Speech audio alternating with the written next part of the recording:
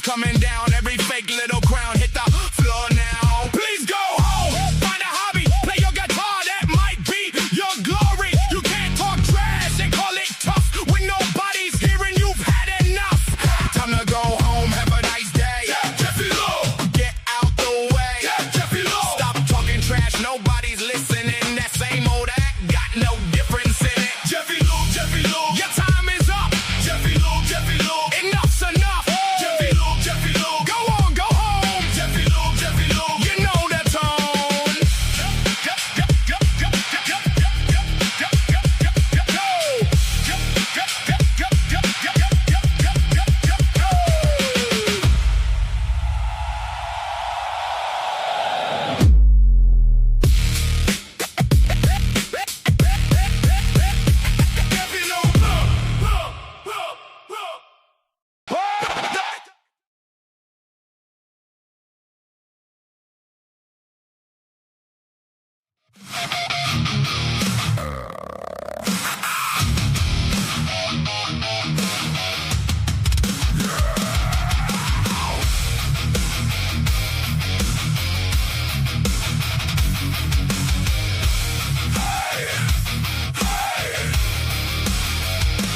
Typical, unique, bring the case files in. Bronx Tales, yeah, we dig right in. They go in the TruCrime Cafe. The last 24 make the lies give away. Pavarotti with the facts so clean. Harsh reality in the break room screen. Truth and transparency line by line. We tear the mask off every single time.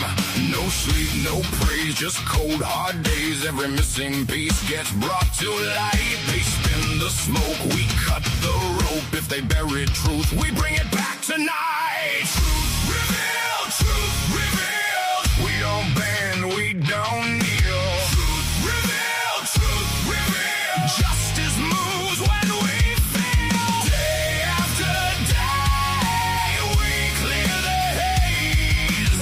Truth revealed, truth revealed. We won't stop till it's real. Till it's real. Jules, true crime reactions, eyes on fire. Hildreth investigates, keeps the pressure higher. Amber Vance with the sharp lit frame. Travis T. Logic calling out names. Glitch DNA ripping through the noise. Every fake excuse gets drowned in the void. Idaho for Delphi, Karen Reed. So many shadows we expose the bleed. No sleep, no praise, just cold hard days. Every missing piece gets brought to light. They spin the smoke, we cut the rope. If they bury truth, we bring it back tonight. Truth revealed, truth revealed. We don't bend, we don't kneel. Truth revealed, truth revealed. Justice moves when we feel. Day after day, we clear the haze. Truth revealed, truth revealed. We won't stop till it's real.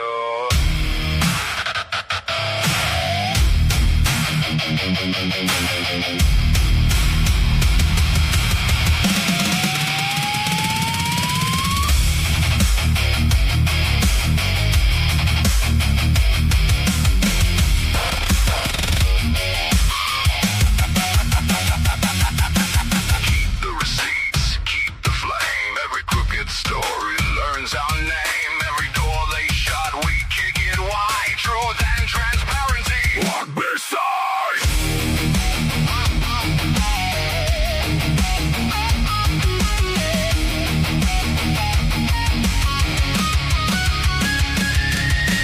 Truth revealed, truth revealed. We don't bend, we don't kneel. Truth revealed, truth revealed. Justice moves when we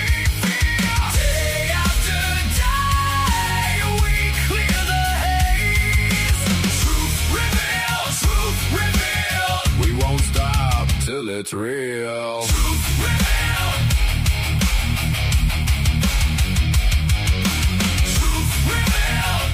Until the whole world knows what's real.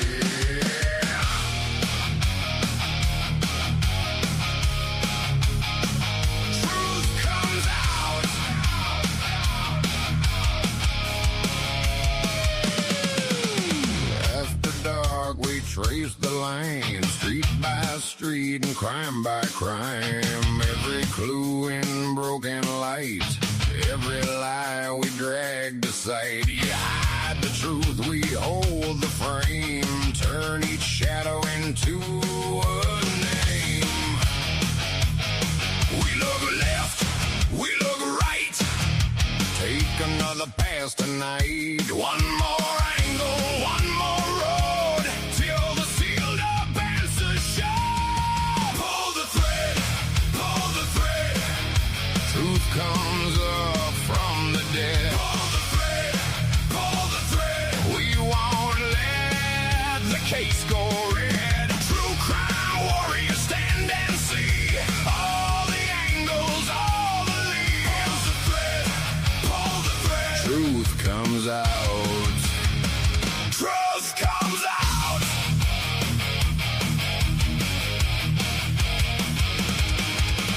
Paper trails and witness gaps, timestamps, stamp signs, and faded maps. We work together side by side. No ego, just the need to find what was hidden, what went wrong, who stayed silent, who played along. We look left, we look right, take another pass tonight. One more angle, one more road, till the sealed up answers show. Pull the thread, truth comes up from the dead. Pull the thread, we won't let the case go red. True crime warriors, stand and see all the angles, all the leads. Pull the thread, truth comes out. Truth comes out.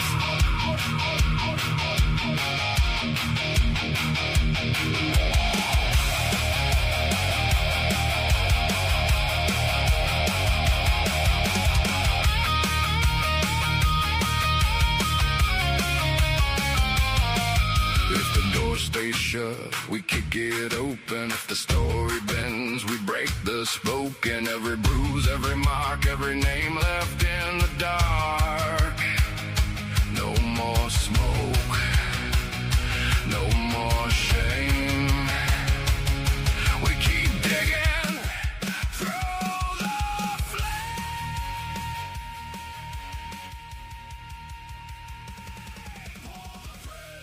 Pull the thread, truth comes up from the dead.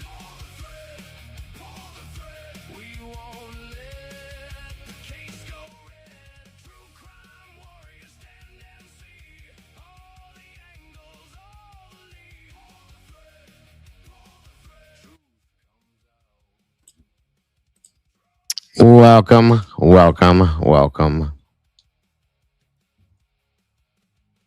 Welcome, everybody. It's great to be back with you guys here today. I hope you're all having an amazing day, and thank you for joining us here at the cafe. Thank you guys for those of you that joined us last night for the wild and crazy conspiracy show that we had at Cafe Conspiracy. I'll tell you something else, guys. It was out there. That's for damn sure. And thank you to Dylan for joining me.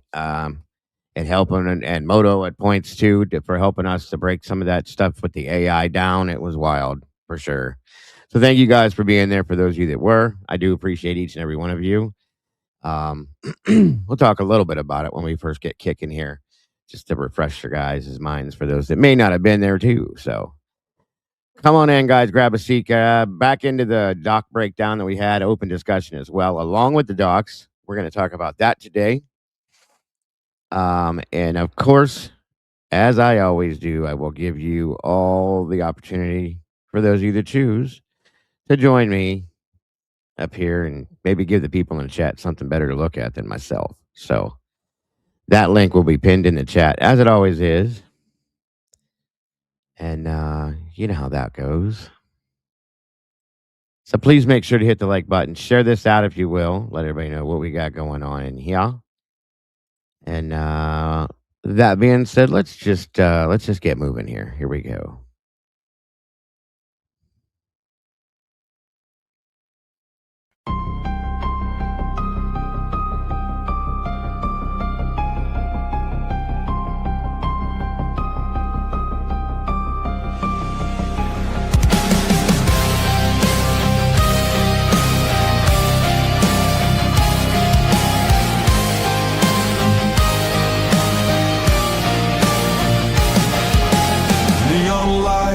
flicker like broken halos. Whispers gather in the smoke-filled air. Tables carved with secrets and shadows. Every story's a wound laid bare. The kettle's boiling with a restless rage. Justice written on an unseen page. I sip the silence, bitter taste, waiting for the ghosts to show their face. At the TruCrime Cafe, we serve up the pain they try to hide away. Pour another cup of the truth you crave. Raise your glass to the names they betrayed.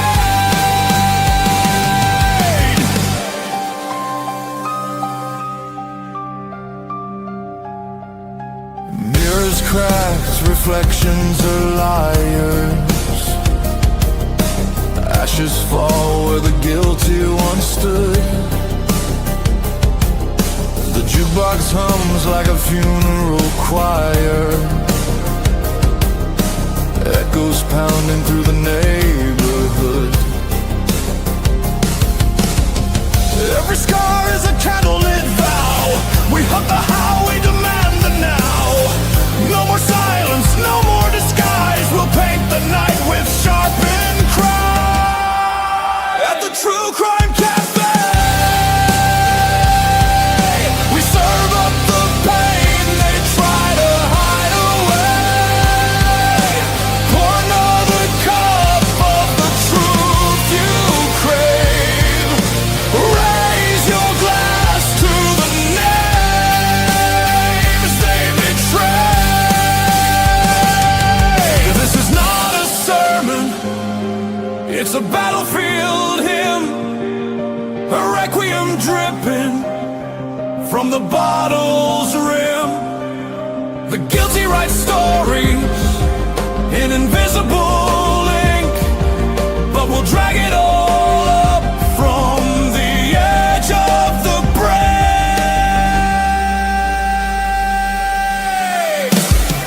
At the TruCrime Cafe,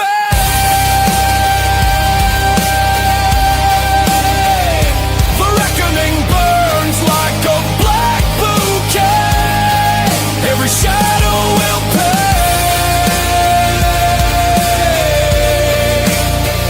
In the TruCrime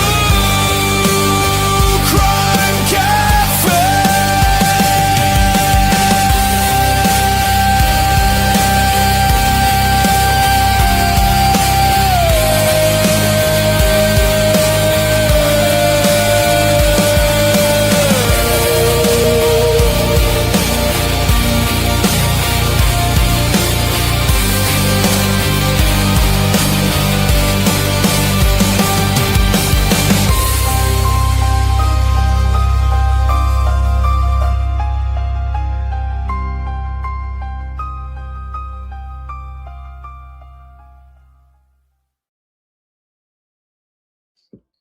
All right, all right. Welcome.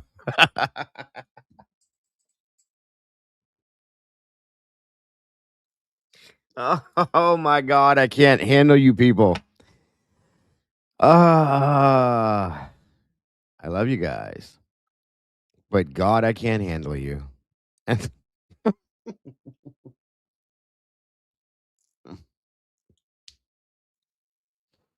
Okay, let's try that again. Welcome back, everybody. It's great to see you all here. So very happy to have you here today.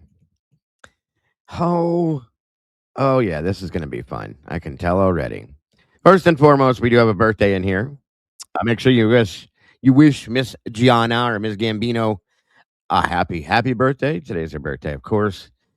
Uh, you know how we do it here, and of course, we will be doing our version of the celebration side of it. I can't. Um, and we're going to be delving into the rest of the some more of the docs that we have here, discussing them, breaking them down, all that fun stuff. The link is pinned. I do believe we already have a couple people that are sounds to be knocking at the door here. Let me check here. What do we got? Sounds like the damn police again. Jesus. Here we go. Let's see who we got. Oh yeah, okay. Definitely not the police. We got Miss Krista knocking, and then of course, let me see. I Yeah. actually heard the real police. I think the real police is actually at the door. Yeah, right. And Moto. Good to see you, buddy. Good to have you here. Thank you guys for joining us. Hey, I Krista. can't Hi. I can't handle my team. I can't do it. I love them more than I can't handle them. And real quick, let's see who we got joining us here. Look again, Miss Gianna. Good to see you today, and happy birthday, dear. Always appreciate you, Tracy Saracena. Good to see you today, Miss Cat K, Jessie Lynn. Miss Jessie's birthday is coming in 2 days. Michelle Turner, welcome back to you. Jeebs is in the house. Good to see you, Jeebs. Nana Banana, great to have you here as well. Miss Cat K. Nutmeg, welcome to you. Third Apache, welcome back. Good to see you. Miss Krista again is joining us up here. It's been a while since we've seen her. Great to have you here. I'm behind, real behind in the case. We'll get you caught up. Miss Tomboy, good to see you, dear. Thank you for joining us. Beach Babe, good to see you as well. Kawanda, welcome to you. Ms. Rowe, always happy to see you. Simply Solo Yinzal is in the house. Good to see you. Astastic, great to have you here. Love and Other Habits, welcome back to you. Let me see. Eddie's in the house. One Made Nut. Welcome back, buddy. Moonlit Baby, thank you for joining us. I love you guys. Great to see you today. RJ Guest, great to have you here. Let me see. Who did make I'm so distracted, it's not even funny. Moonflower, good to see you, dear. Thank you for joining us. Blue Devil, welcome back to you as always. Nutmeg, I think I said hello once, but hello again. Lisa Winchester, welcome back to you as always. Astastic. Miss Rowe. Let me see. Am I missing? I know I'm missing a couple of people. Moonlit. Sleuthers75. There you are. Good to see ya again. Thank you for being here, dear. Appreciate you very much. In my mind's eye, good to see ya. Carolyn Burstage, great to have you here. Mary Casey, welcome back to you.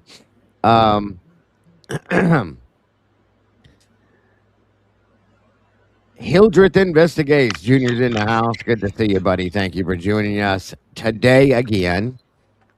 Miss Tandy's in the... Oh, God. I can't fucking do it, you people. Miss Tandy's in the house. Seahawks fan. Good to see you. Welcome back to you.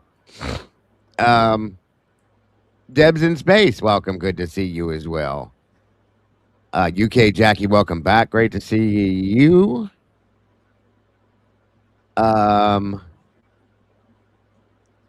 Let me see here. Oh, for God's sake, I can't do it. I can't do it. Superman's grandma, welcome. Good to see you. Sammy T, welcome back. Dale Harrison, welcome. Good to see you. Oh, this is going to be interesting. Baby Ames, all the way up there at the top. Teresa, good to see you as well. Miss Melissa Iorio, good to see you. Thank you for being here. What in the heck is that noise? My fucking nails. I'm sorry, probably. It might be my nails in my ear. Oh, it's okay. Sorry. No, it's just your mic is very good. I'm typing, and I'm like, I realize it's time to be hitting the thing. It's okay. Not your fault. I think. Oh, we got somebody else back here. Yvette C. KC, welcome to you. Michelle F. Good to see you. Sweet Pea, welcome back, dear. I think I hit just about everybody. Again, it is Miss Gianna's birthday. Please, Gianna Gambino, please wish her a happy birthday, guys. Noni McPoppins, welcome. Good to see you. Oh, for God's sake, I can't do it. I can't. That's pretty scary. I hate you guys, just so you know. All of you. You know what you did, and you know I hate you, but I love you. They know what they did, and they know who they are too. As soon as my chat clicked on, I lost it. I seen it immediately. I So, heard you. Like, what am I missing? hi, Tomboy. How are you today? I'm great. How are you, Dago? You know exactly how I am. What did I miss? Look through the chat, Krista. Look at All Tomboy's avatar and look through the chat. Okay, Mhm. and get a good look at the avatar if you can. I can see it. True to it. Good to see you, Pixie Dust. Welcome back. Yes, Moonlit. I know you do. I don't know if it looks familiar to anybody. And Miss Luther, of course. Yes, we all. Yeah. It says it right on the forehead. Yeah. Look at the three I letters. can't see it. But for fuck's sake, Yeah. Do you know anybody with that name there, Miss Krista? Lucy. Oh no. Oh, Oh my God! I can't well, believe no, you said because that. I always say for fuck's sake because of her. There's another channel out here. There's a channel called For Fuck's Sakes, Oh, I didn't Bibiana. know that. She hates all of us. Oh, So, really? Oh, that's the whole thing. Okay, I get it now. oh yeah, they all get it. It's actually called for fuck's. Oh my god. Yes, and if each one of them did their own special rendition, I love it. Oh wow. That one's Wow. that's the best there, and they knew they did it on purpose. They knew. Jesse's in the house. Good to see you, buddy. This is how we respond. This is how we respond to nastiness and ignorance. We don't have to get nasty. We do it our way. That's okay. You know. All right. Yeah, you think? She's not a good person, Gianna. It's okay. It's unimportant. Very much so. There was somebody that was saying something good, like good stuff about you. I found a child. Not. I think her name's. It's called Nonsense. I think her name's called Nonsense. She's like, I love Dago. Dago does his own thing. He left those motherfuckers. I didn't know who she was talking about. Oh, Becky. Yeah. Becky's. Yeah. I know who you're talking about. Becky, that's her name.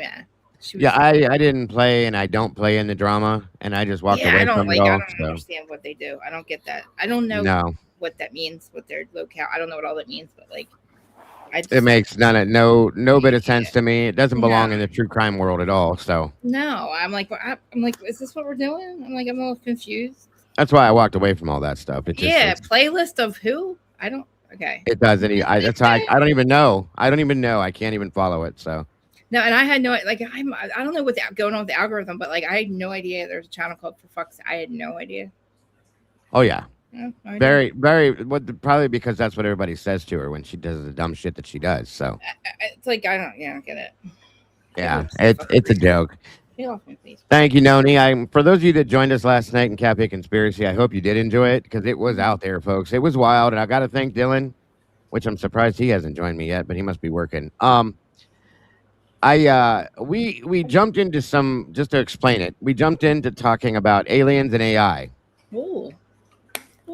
And we watched some thing from another channel on which we're getting a kick out of it. It's kind of funny. Moto, I have never seen Moto laugh like that, but or Dylan, to be honest with you. But it was based on AI, and I've had some questions. I'm not a big fan of AI. I do use it for my thumbnails and stuff, but I don't really get into it. I don't talk to it. And I wanted to do an experiment with it last night, so we did. Oh, that's and it was out there, buddy. We used the Idaho 4 case to experiment with to see what she would say, she being Dylan's Grok program that he pulled up because mine wasn't doing it. I wasn't able to do the voice thing with mine. Mm-hmm. Dylan, how do you play Country Boy? You either I'll be on after a while. I gotta play Country Boy for what is Country Boy? You're either are or you're not, buddy. Unless you're pretending to. Well, maybe he does that stuff. I don't know. I don't even think I want to know at this point. I'm so distracted right now. It's not even funny. Well, Dago, I have something to distract you. You already did. You're good. Mm-hmm. No, something different. Oh, so another distraction. What would this be, dear? Can you pull up a video for me? Oh no. A video? Yeah, just a video. It's on Connor's channel. I can, but don't forget, we still got to... Sure you do. Just kidding. Yeah, hold on a minute. Wait, where'd you go, buddy? Where are you, Connor? Not that Connor. Okay, which one? How am I missing these? I gotta You get. have to scroll down to Gunderson's video 3. Body cam? Yeah. Ooh. All right, 1 minute. Welcome, everybody. Thank you for joining us. I hope you're all having an amazing day. Where did you go, Officer Gunderson? Let me find you. Probably about 3/4 of the way down, I guess. It's after the Linda Lane footage. Yeah, it's been a long time since I've been at the bottom of Connor's list. Okay, so Gunderson 3, you said. Okay, now that's Snyder. Hold on. Okay. And now what? I need you to play it, but I only need you to play like the last minute or minute and a half. The last minute and a half of the video? Yes. Beyond this, let me see. All right, if everybody can, please mute. That way we can hear it okay. Okay. Go ahead. Go in about maybe 75 speed. Okay.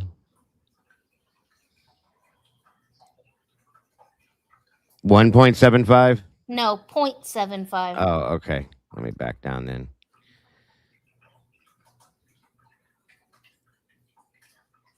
Oh, Tomboy sounds like she's taking a bath. I know it's a fish tank. All right, it's at 7.5.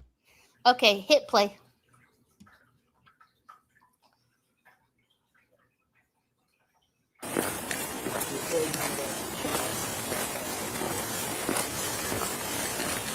Okay, stop for 1 second. You may have to move your chat so people can see, because it will be on the right-hand side, right there. See those two people right there? You know who that is?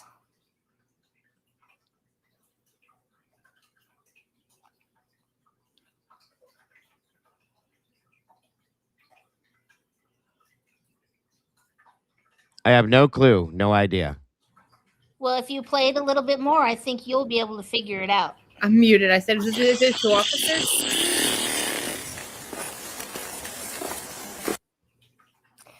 I think old Gunderson figures out who it is, and he starts covering his camera. But keep playing.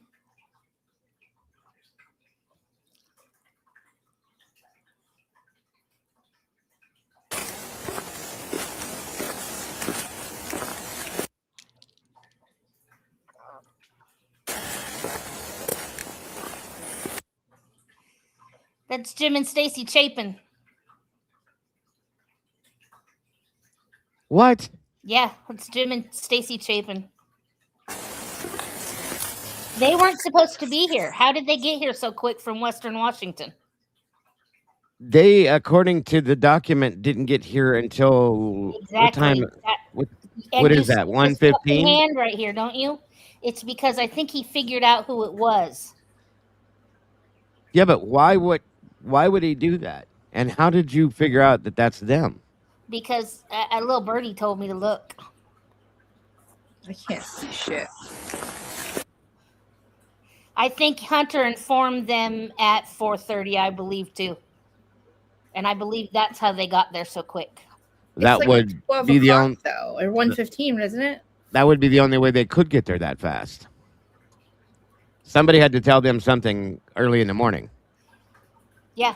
Oh, because they live far away, right? Yeah, they live on the western slope in Washington, over by Seattle, which is a good 7-8 hours away. Fucking God! Oh, so they completely. Oh my God! Hold on, let me see this again. I can't see, but I take your word for it. If you hit that little arrow down at the corner, it'll make your screen bigger. It's already full blown, full screen. It may not look like it to you, but.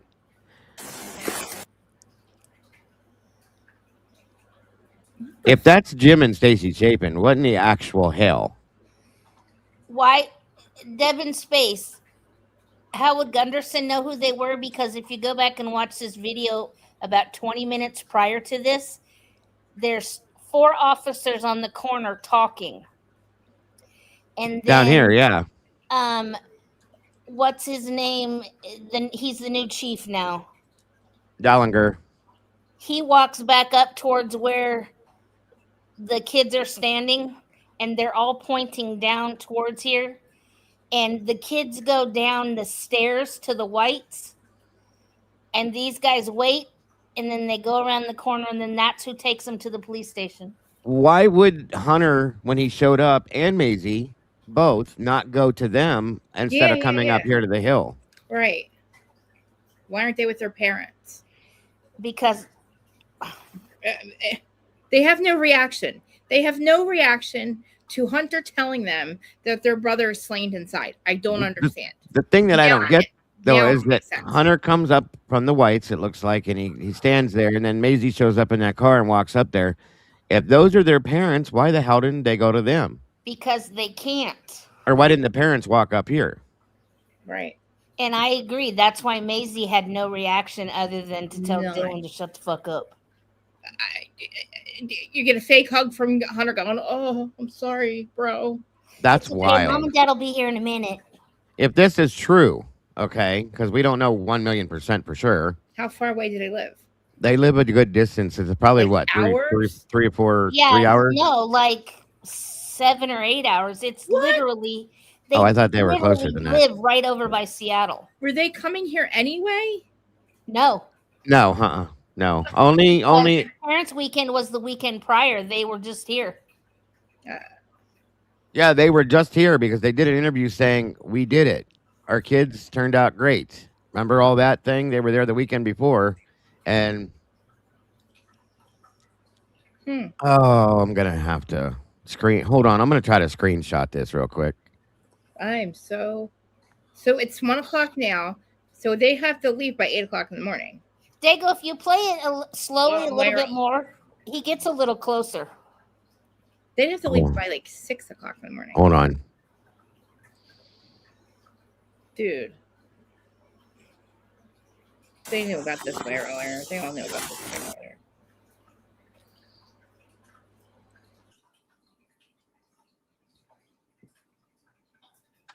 If I can say something. Yeah, that's why you're up here. It kind of brings new meaning to 2 o'clock was a dark hour, right? It does.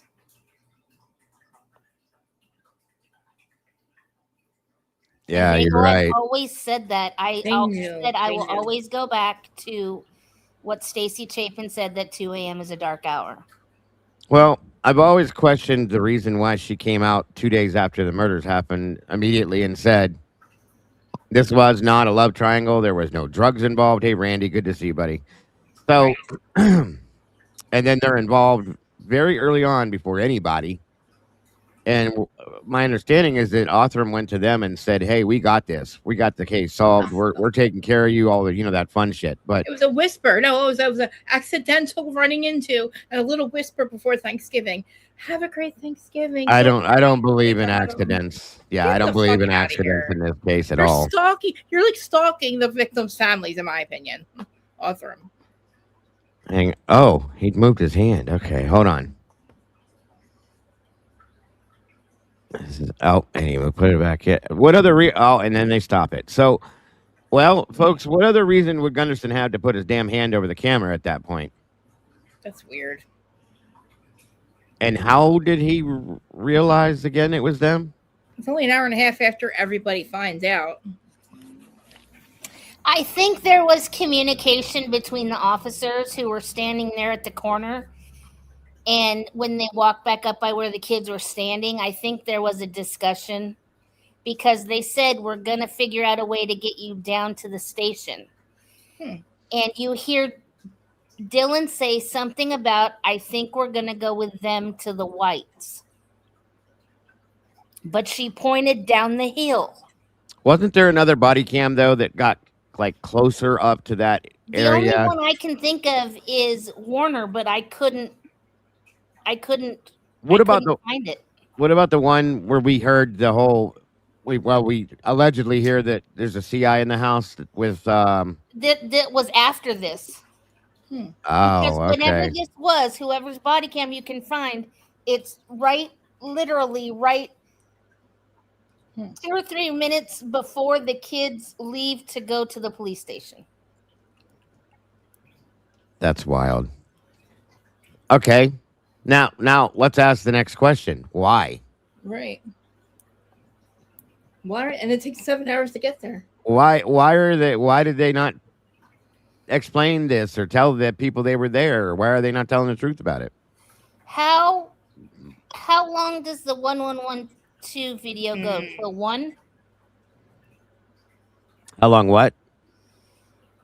When is the last time for the 111?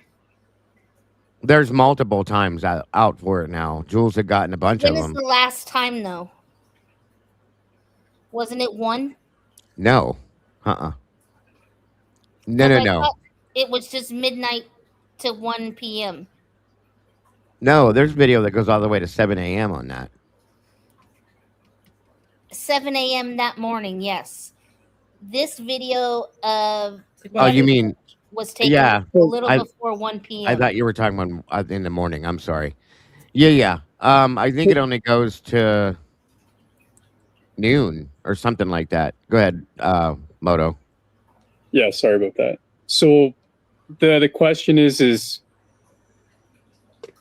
why were they trying to cover this up that they were on the scene so early in the morning?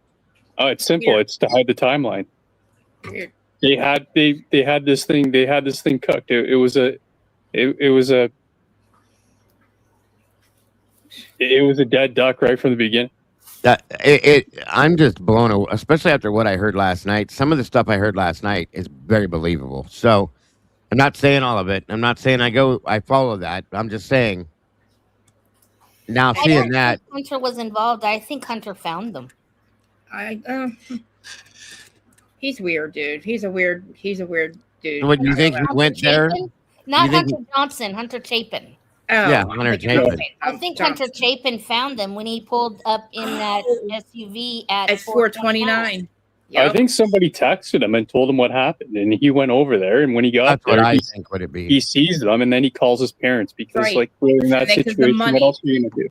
They have to figure out a way to.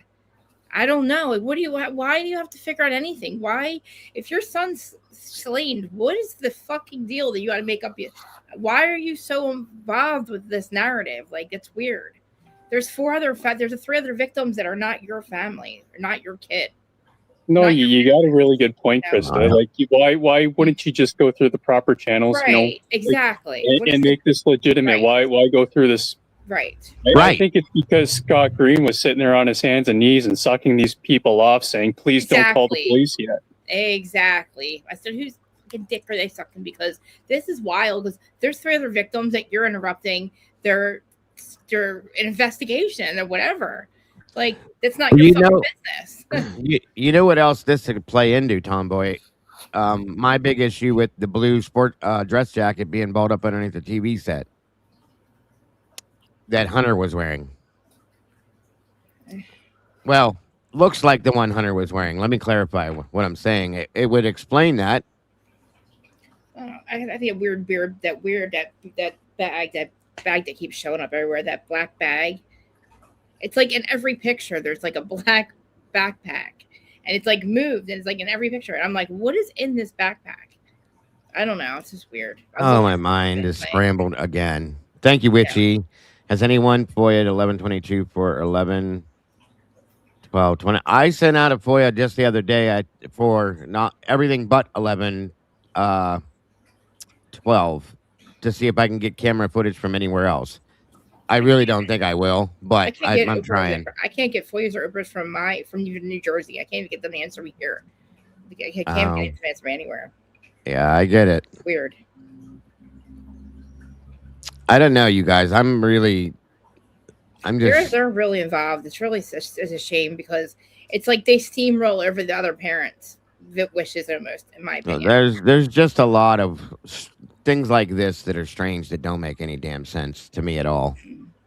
It's like they tell one lie, then they gotta make another lie. It's like I feel like they just really screwed it up, and like they had to keep like lying to cover up lies over lies. It's just weird because none of it makes sense, and especially if we're gonna have these parallel investigations, apparently, Why are you not asking these questions? Like, the two basic follow-up questions. Why didn't you call 911? And what the fuck are you lying for? For 8 hours? There's too many of those. Way too many of those. That's like base. I don't know. That's like problem 99. I don't know. Like, it's just one thing after another. Now you got these parents that live 7 hours away. Who just happened to just show up on the scene, and they don't have any reaction fucking either. Now their kid's slain, the kid's girlfriend's slain, and they have no reaction either. There's no crying, there's no running, there's no like falling to the ground, there's no oh my god, there's no nothing. We're just like, okay. Well, there's always been questioned about the brother and sister. And that was even brought up in whose interview was it that he said, did you, and that's how he said it. Have you spoken to the brother and sister? Was it Pete's? Maybe it was Pete's. I think it was Pete's. And that always sounded off to me too. Welcome, Karmic. It's weird. I don't know. There's a lot of Kathy's in the house. Good to see you, Miss Kathy. Thank you for joining us. A lot of like forgetting people's names and I don't know, Kaylee, Kylie, Coley, whatever. It's like, okay, like now we're forgetting people's names. Why are we distancing ourselves? Hunter's just a weird dude. I don't know what it is. Maisie, I don't know if she was. I don't know. I asked if something was wrong. Not wrong with her, but like maybe she. I still want to know what happened the night before that got her upset and whatever fight that Ethan was involved in, possibly all of that. I want to know what all that was about because that I think plays a big part in a lot of what's going on here. So yeah, this again points back to whether it was Ethan and Dorzana that were the targets initially, and then something else played out as well. I don't know. Let me do this real quick, though, before we get too far in, because this is very important. So once again, happy birthday, Miss Gianna. I hope you're having a great day, and thank you for sharing it with us here today. I appreciate you joining us. So let's check this out real quick first. This is what you get, Gianna. I don't know if you missed. This is your first birthday here?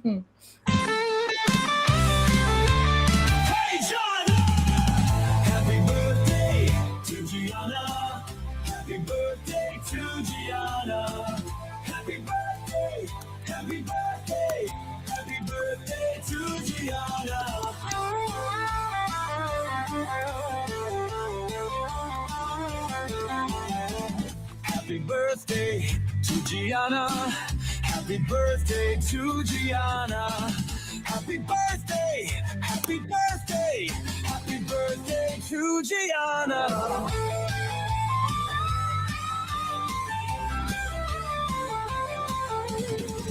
Happy birthday to Gianna. Happy birthday to Gianna. Happy birthday. Happy birthday.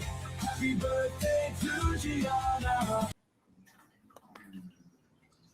All right. And of course, 1 minute. There is such a lack of emotion on all these people. It's just so it's like the upside down universe. Like there's 4 slain people, not 1, not 2, not 3, not 4. Like basically you can call Dana and Ethan like a family. Like they're, I don't know what the parents thought. I know it's kind of screwed up because we knew how much in love Ethan was with Xana. So it doesn't matter. Like the fact that you have, it's 2 of them and they're just like 0 reaction. I don't understand. Like it took me 20 fucking years for me to even bring up my sister's name. And it's been 22 years now that she's been gone. And she tried to. All right, Miss Gianna, here is your cake, dear. Make sure you make a wish, blow it out, and enjoy. He gets you trick candles, so.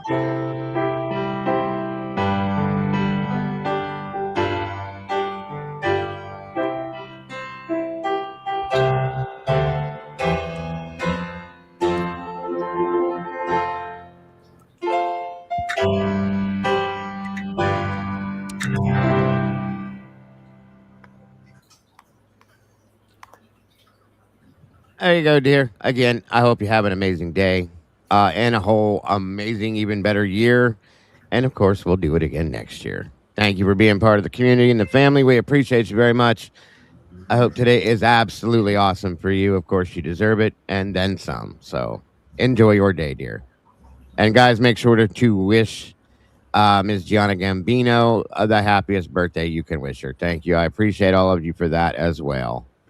Chat's pretty cool. It's really good chat. I like this conversation. Like everybody, because everybody shares their exact opinions, and it's like that's the way I want it to be. Yep. That's why I bring the panel up too, to be able to speak it out, because I don't think you are absolutely welcome, Miss Gianna. I don't think that typing is ever enough. There's no emotion in typing. You can't truly express your feelings and opinions. So, nope. Miss Kim, welcome. Good to see you. Hi, Kim. All right. Yeah. So if we don't know that is them for sure, okay. Right, but if it is them, you had to leave by 6 a.m. You got some splaining to do, because you didn't tell the world. You told the world a whole other story, and I don't understand why that would have to be. It's weird.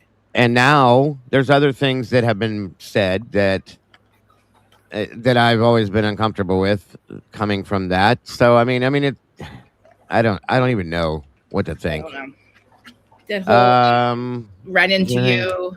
I ran into you at some parent meeting for children that are like, it's like, why is Ostrom at the same meeting at parents for people that lost their kids? Like, why are you there? Are you stalking victims? It's weird. They're trying to get business. You're gonna whisper in Stacy's ear. Well, I don't know that I believe that story, but I'm just saying. Tell that story, even if you tell that story, like Dylan telling her story, it doesn't fucking make sense. That is not real life. That doesn't really happen, Dylan.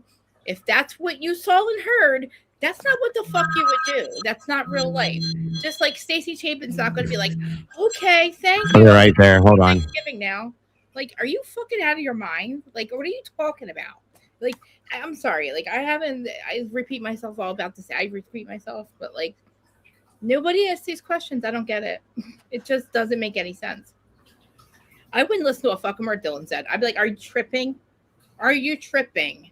A fireman, a firework, a murderous man in a mask with a weapon. It might be a vacuum. It might be a fucking gun. We don't know. It could be a vacuum gun. We don't know. But you saw and heard this shit 4 fucking times. Then you ran and you didn't see the blood all down his face. But you looked back and you didn't knock over the cups either. But you fucking made it down the Dylan. And then you're like, well, I don't know what we talked about. We just went to bed because nothing happens in Moscow. It's like, am I crazy? I feel crazy right now because... But then we went to sleep. No, you didn't. No, you fucking didn't. No, you didn't, Dylan. Tell the truth, bitch. Like, you didn't fucking go to sleep.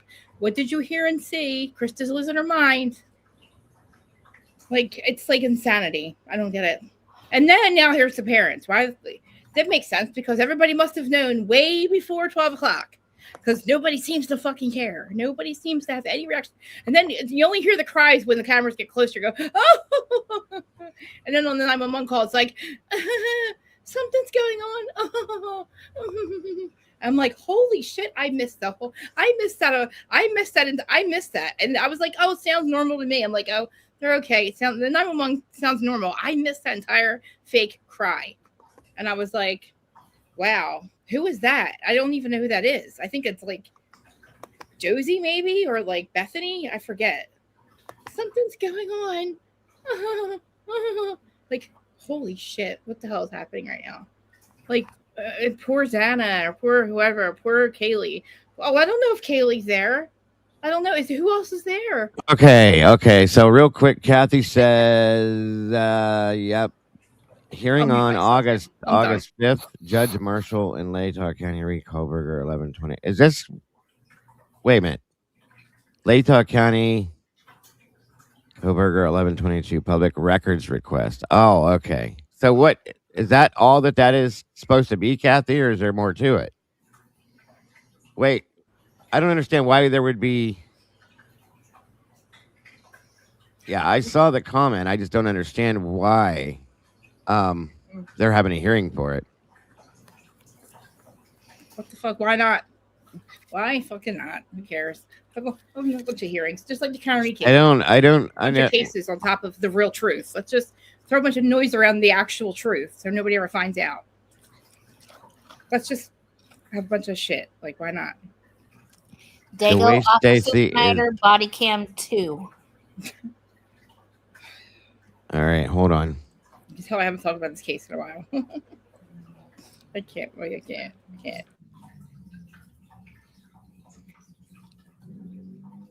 Horrible actors, terrible. They can't even like cry. Officer Snyder, which one? 2.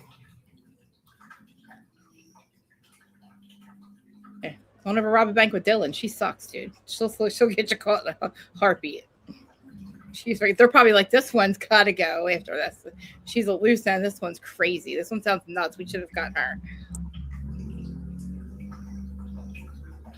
I think that's why they kept her in it, just because she was a nutcase. It's like, but she doesn't understand. If they do it with you, they're going to do it to you. So it's like, how do you even trust for the rest of your life that who you or whoever the hell you're working with, because you're batshit crazy if you're telling me what you heard and saw is true.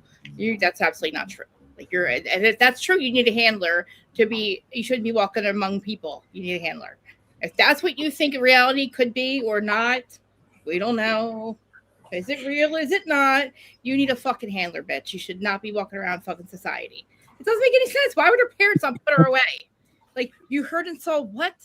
Oh, but you thought nothing was wrong. Poor girl screaming for her life. Okay, where am I supposed to go from here? 1 minute, 17 seconds. 1:15? 1:17. Sorry. 1 minute. And just for you people that are hearing water, that's my fish tank or my turtle tank. Okay, so do I slow it down or just play normal? Well, you can do both. Tell me what you think. Are those snappers, Tomboy? No, they're red ear sliders. Well, for one, that's Jenna McClure's car. That's your camera. Oh, this is closer. Okay.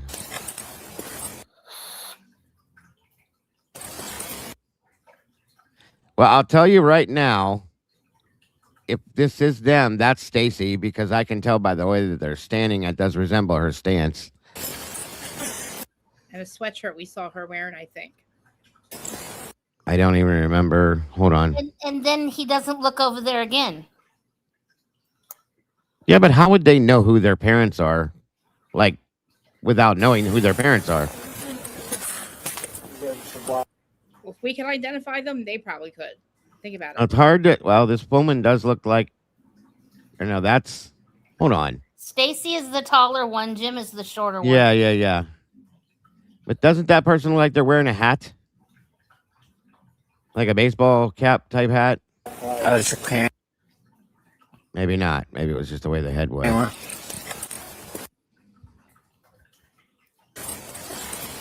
And this is at 1:18 as well. That does. And why are they blurred out? I mean, it's very possible because I do see, like, she, you know how people have like a gait that they have when they stand and they move and stuff. It does kind of resemble her gait, but that's not enough to say it's them. Now, this guy does look like he's wearing a hat, but I can't tell because I've never seen Jim stand or move. I'm blind with that. So I don't even know what I'm even trying to say because I can't see shit. And I can't. Then he looks away. It doesn't go back, does it? Nope. Oh my God, you guys! I have no idea. I mean, could they possibly be coming to pick them up for Thanksgiving or something? No.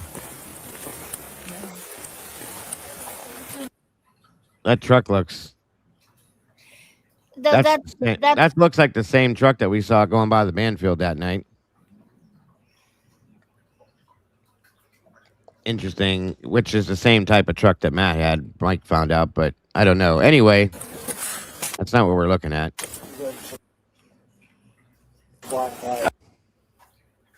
And she's wearing winter hat. That would make sense. That could be what it is now.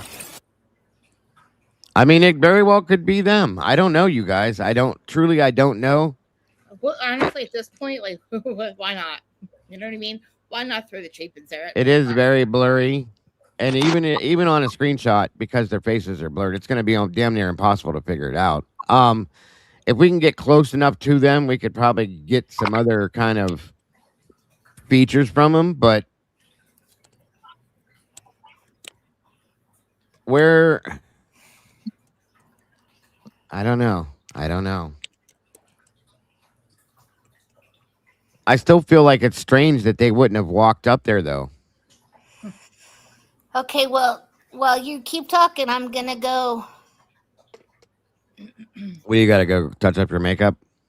Oh yeah, yeah. I gotta go fix. I gotta go fix my eyebrows. Okay. They look crooked again. No, I'm gonna go check the MPD cameras. You know what? If you do check anything, see if you see what they're wearing, because we at least can see. That's what I was. That's what I was gonna go look like for. If Jim's got like a reddish coat on, she's wearing a tan coat, maybe a winter hat. He's got something like that on. That would make some sense. Then we could actually almost verify it. It's making sense because where were they at that she's able to walk up to the crime scene? They stayed in the hotel downtown. What? They stayed in the hotel with the kids, supposedly. I don't know how far away that is, but they probably had that hotel room way earlier than we. Who knows, man? Yeah, well, I don't know. So that's a good point, Smiling Sleuth and Witchy. Thank you for that again.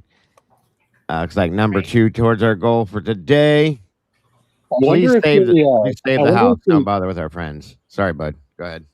I wonder if they recorded any of those conversations that they had in that hotel room. Like, I wonder if they had some microphones or something. You think they would have, but I doubt they did. That's a good idea to do it, like, honestly, because you didn't separate them. You didn't, you know what I mean? Like, you're just letting them. That would be a good idea to have them. They would be so unsuspecting, I would think. You know, if you're really truly worried about what happened, but in my opinion, something's wrong. Yeah. 5 sick agencies don't call each other out. Don't call out the 911 lies, the calls, the misinformation, the freaking fantasy, not a fantasy. Who knows? Had Bryan's DNA, didn't have it. Knew him this day. It's like. Again, hold on real quick, Witchy. Thank you for that. Very much appreciated. Knock the house down before the crime scene. Before you even take anybody to you didn't even get a court. Like, what are you doing? What if the jury wanted to go for a walk in that house?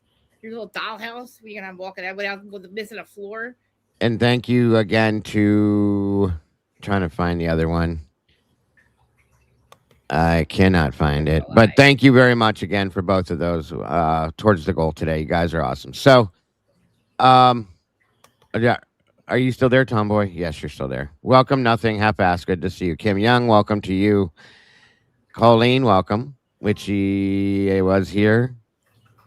Karmic, let me see. I'm making sure I've covered everybody. My boys, welcome. Astastic, welcome. Third Apache, welcome. Sophie's in the house. Good to see you, Miss Sophie. Morgan Peters, welcome. Mountain Man, good to see you. They're not separated, Waybird. It's like, why aren't Wendy, welcome. Exactly. And if you're not going to separate them, why are you having to get surveillance? Exactly. That's the next place. Well, didn't they have to go home? Didn't they go, or didn't go to the apartment first or something? And then Jesse Stickney, welcome. Hotel. Like, to me, like, how do you know it's not a crime? I don't know. Just, it's all fucked. And it's not going to be able to be unfucked because those 5 agencies didn't do a goddamn thing or call each other out. At least as far as we know, anyway.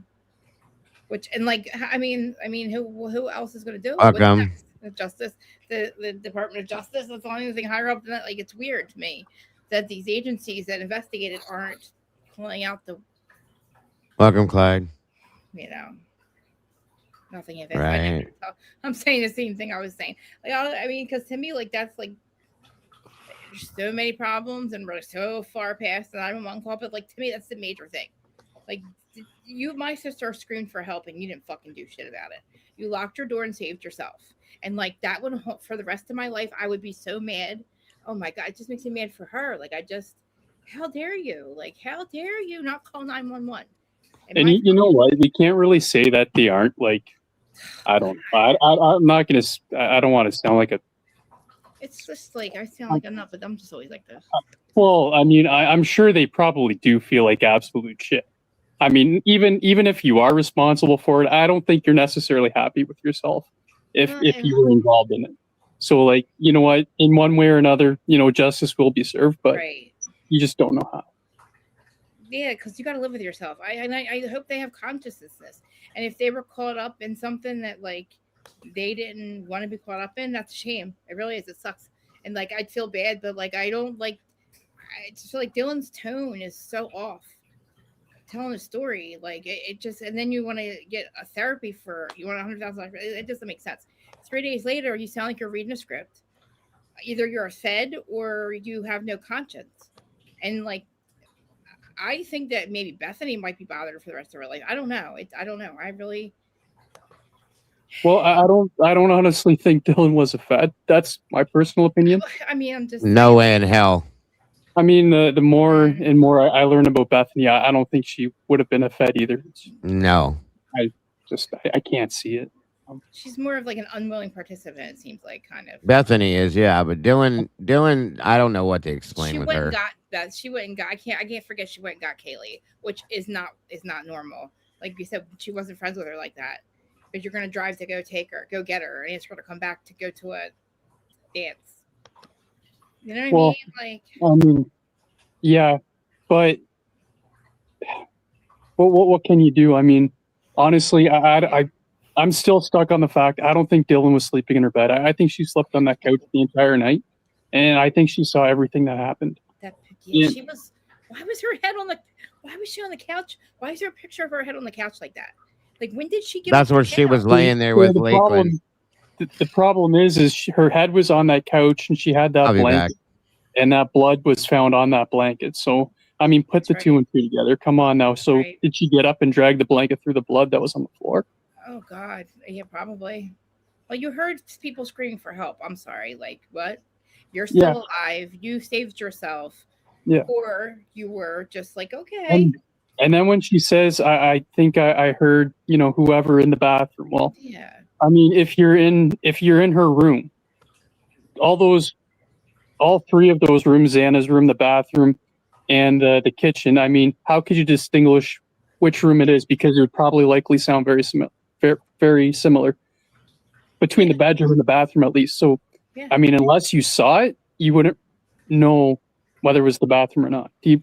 That's just me. I don't know. Maybe I'm like with Bethany's room. I think with somebody's room, you could see through like the stairs. You could tell like how thin like the floors were, because you could see the light through the stairway. And like, oh shit, like maybe Bethany could have seen like some kind of flash or something.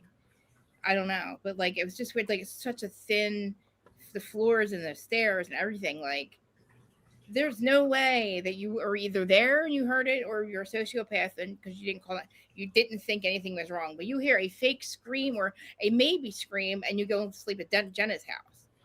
There's a whole slaughtering going on, and you're just like, oh, nothing happens in Moscow.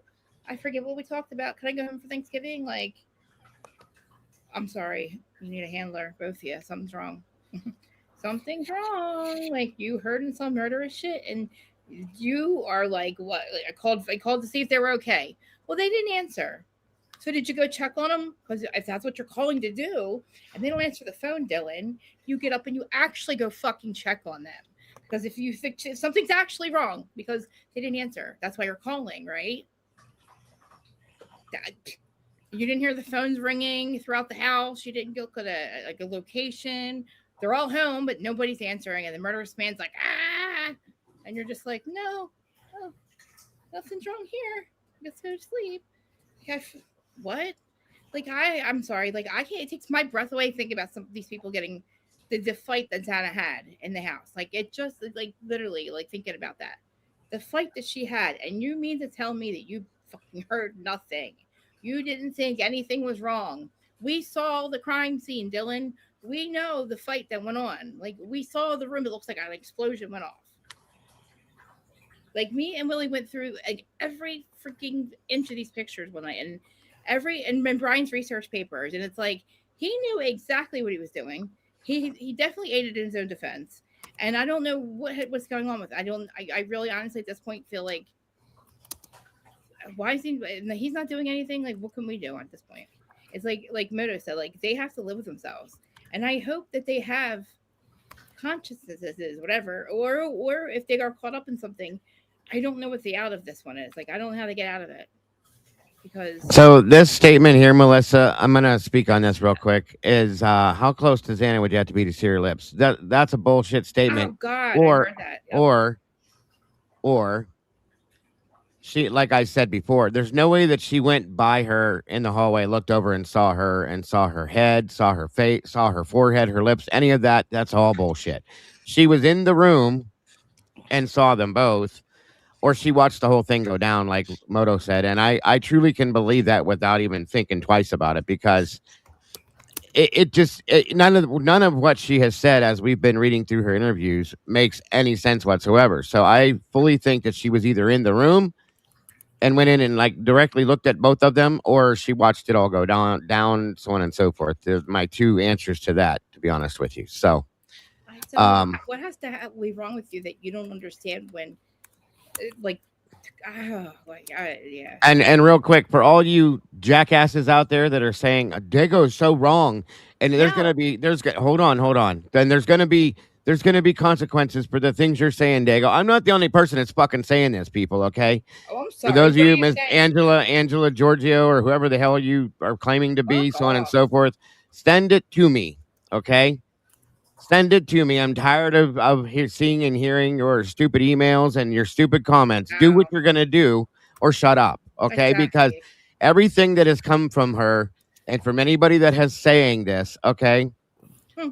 anybody that has been saying all of this, I'm not the only one. I'm seeing it for just like everybody else is. It's I do what fucking you're gonna weird. do, but whatever you're gonna do it, please, because I'm tired of hearing it. And the point is that everybody is responding the same way to Dylan Mortensen. If she didn't have anything to do with this, if she didn't say or do Then anything she's the a wrong social way, then she should step up and speak for herself. Well, she That's should how say I see the it. things that she said that she don't admit to the shit that you like. That is just not normal.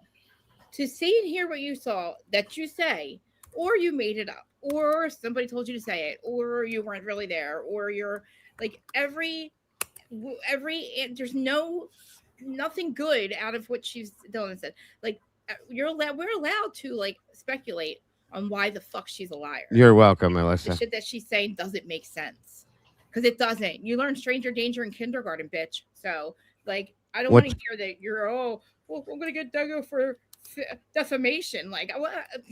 Well, I'm not. There's nothing that I'm defaming. It's all stuff that's Exactly. based on actual statements that have been made. So she's Hey, been. Dago, like I don't maybe I'm oblivious to this stuff, but like must I be don't know too. where any of this is coming from. Like I don't think I've ever seen any of it. It's weird. Like if it is, it's Oh weird. well, most of it comes in emails, but Viviana It's even stupider. does her stupid shows day after day after day, saying the same things. And It's- Jeff, Dylan did the best she did. That kind of dumb shit. It won't look at. Hold on, Chris. It won't look at anything else. Won't listen to anything else because that's all he cares about is that one statement. Period. Oh, she did the best she could. Good thing she needs a Okay, handler. That's her best. but you won't look at anything else. You won't look at anything else. You won't hear anything else that we've actually physically seen in fucking documents. Okay. It's in documents. I'm not just making this shit up and pulling it out of my armpit or my asshole, folks. This stuff is in documents. End of story. Okay. I wouldn't do it. I wouldn't. If it wasn't there, I wouldn't talk about it. But it's right there. We've read Normal. every and reviewed transcripts and listened to every interview that Dylan's done. It's all bullshit. And if you want to call us liars, that's great. But Liars for we can't what? lie when we're reading it what's in black and white. Call them liars then. Call the Well, it people that would wrote the be- documents liars. I mean, it's not like you don't give them a platform. They can come up here and talk to Exactly. any of us, I would or love. at least come up here and debate us. Give us that respect. Right. Don't just You know sit there what? I'm behind yelling your. myself. Don't sit behind Outlook, and hide about it like being an Well, adult. I tried with her once, and I offered it a couple times. Nothing happened, and then she was in the chat making ignorant comments. So then I blocked her. So that can't happen now. And Jeff, I used to have up here all the time, and all he would say was, "You guys are crazy," and Dylan did the best she did. That's the only answer he's ever really given. God, I can't. So at that point, I'm looking at things that we're seeing every single day now. Okay, different documents, different photographs that we've seen that point to different things. Ugh. and it's all completely wrong. Everything that has been being now. stated, and then calling out as I'm reading from a document saying, nope, that's not what happened. I just read it from the paper. Whatever. Anyway, thank you again, Witchy. Surely the real killers have film of. I mean, I would imagine they probably do for proof that they did what they did. You know what I mean? That's a good point, Witchy. So I wouldn't. I would imagine you're probably right. And once again, thank you for that. Very much appreciated, dear. I don't think it was a mistake what she said. She probably meant to say legs, but you can't just say legs if you know what color sweatshirt she had on. Thank you. She had underwear on. Didn't she also say she saw her forehead? Like that, her face was covered in blood. Like what? But here's the problem, though, and I've stated this problem more than once, you guys. There's no way. I don't believe it. I never will believe it. That if she know what sorority she was in. If she sprinted past the hallway, that's just like it was like between where that hallway starts to where Dylan was laying, has got to be at the minimum at least 40 feet, roughly. And okay, you're looking backwards to see if you're going to go to the stairs. To turn and look as you're running by and see what she claimed to see, there's no way. And not knock over the cops or like look behind her and see. She sprinted, remember? Well, So, like, what I'm saying is that Dylan's head was up by, Xana's head was up by the wall. Right. There was like you had to be able to see around or through the wall as you're running by to see very clearly what she described. She described the color of sweatshirt. She described seeing her head and her face. I don't believe that. You were either in the room or you saw the whole thing happen. It's one of those two. I'm not going to give you any other options. So there's something wrong. Yeah. Well, somebody said they couldn't see her being in a sorority. Welcome to the Visualization Club, because now you can never get that visual out of your head. I don't know how they put up with her, especially with the way she talks. You cannot give out participation trophies. This is why you don't give out participation trophies. People like thank you, Sluther. It's just like you create the. God, you can't. There's like interview after interview. Thank you, Queen. I don't know. Maybe they're telling her she's wrong, and she's like, "No, I know what I saw," and they're like, "No, you saw that." Like maybe they're trying to like really tell her she didn't see what she thought she saw. I don't know. That was my other thing. Like maybe she's trying to tell the truth, and they're like, "No." Stop for a minute. Stop. Please stop. Listen to me real quick. Did you hear the most recent interview that we talked through, Krista? Mm-hmm. No. Okay. Oh my God, you didn't get to hear me play Dylan? No. There's no way that she's trying to tell the truth, and I'm going to tell you why. I would love that. Yes. When she said, and I'm still stuck on this, you guys, but this is what has told me that if anybody believes anything she says, they need to go get psychiatric help themselves, because she said, how many times did she say it about locking her fucking door? Okay, I think I locked my door. Repeat it. Go ahead, repeat it, Dago. I can't even do it right, but it was along the lines of, I think I locked my door when I did it, but I knew I wanted to, so therefore I believe I did it, but I probably didn't, because sometimes I don't remember if I did it, but then I do think that I did stop and do it because I always do it. Or wait, but I don't know, maybe I did. I'm not sure if I did. I might have dreamed it, but I think I locked it, and then I turned my light on and stared at my doorknob, and again. What the fuck? Exactly. Nobody talks that way unless you're making something up, because she was looking, in my opinion, for anything she could find to make it make sense. And that does not work for me. I'm sorry. She could have been tripping. Like, I would have to ask her if she's tripping. You know what I mean? Like, how do you not understand? They did ask her if she was on medication. They asked her if she was taking medication. They asked her if she was, I think, going to counseling or something like that, and then taking medication on top of that. And she said no. My parents would have me locked up. Like, they'd assume I was on drugs. They would be like, okay, she's on drugs. Like, that's why you didn't call 911. Like, it would make sense with me. Like, but she's apparently just drunk or something, right? So, like, it doesn't make sense. I don't think she had anything. I don't think she was drunk at all. I think that's her excuse. It's even But worse. multiple people said she wasn't even drinking that night. So that's an excuse that she tries to use to fall back on, saying that I was just too drunk to remember. But you remembered everything else when you told the story. So I don't buy that. Like maybe she like was like, you know, like drinking like a Borg, like what, like it could have like seltzer or like White Claw or like I just don't know. Pretty much. Pretty much. I Sounds like can't. I can't. I don't know why they didn't lock her up right then and there. Thank Okay. you. I'm just saying because Or the it was Midnight evident to Building them Man. that the way I read it, it was evident to them that she wasn't being honest. That's all I'm going to say. Oh, real? You think, Daniel? You think?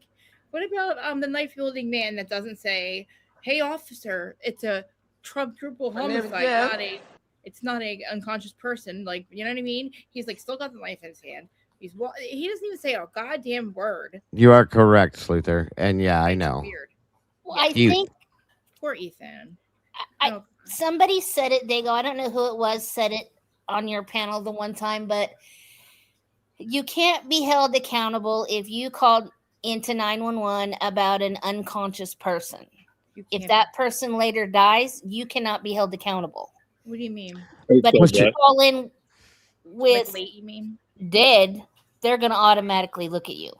Oh, Oh, yeah. That could be an overdose. Like, you know what I mean? I'm saying, like, that's like, to me, like, there are a whole excuse of like, oh, it would have saved them anyway, or something like, well, you know what I mean? Like, there's really, to me, there's zero excuse for not calling 911. There's like zero fucking excuse for her and Bethany not to call 911. If they even remotely saw two of the things that they said, just say two of the things are true.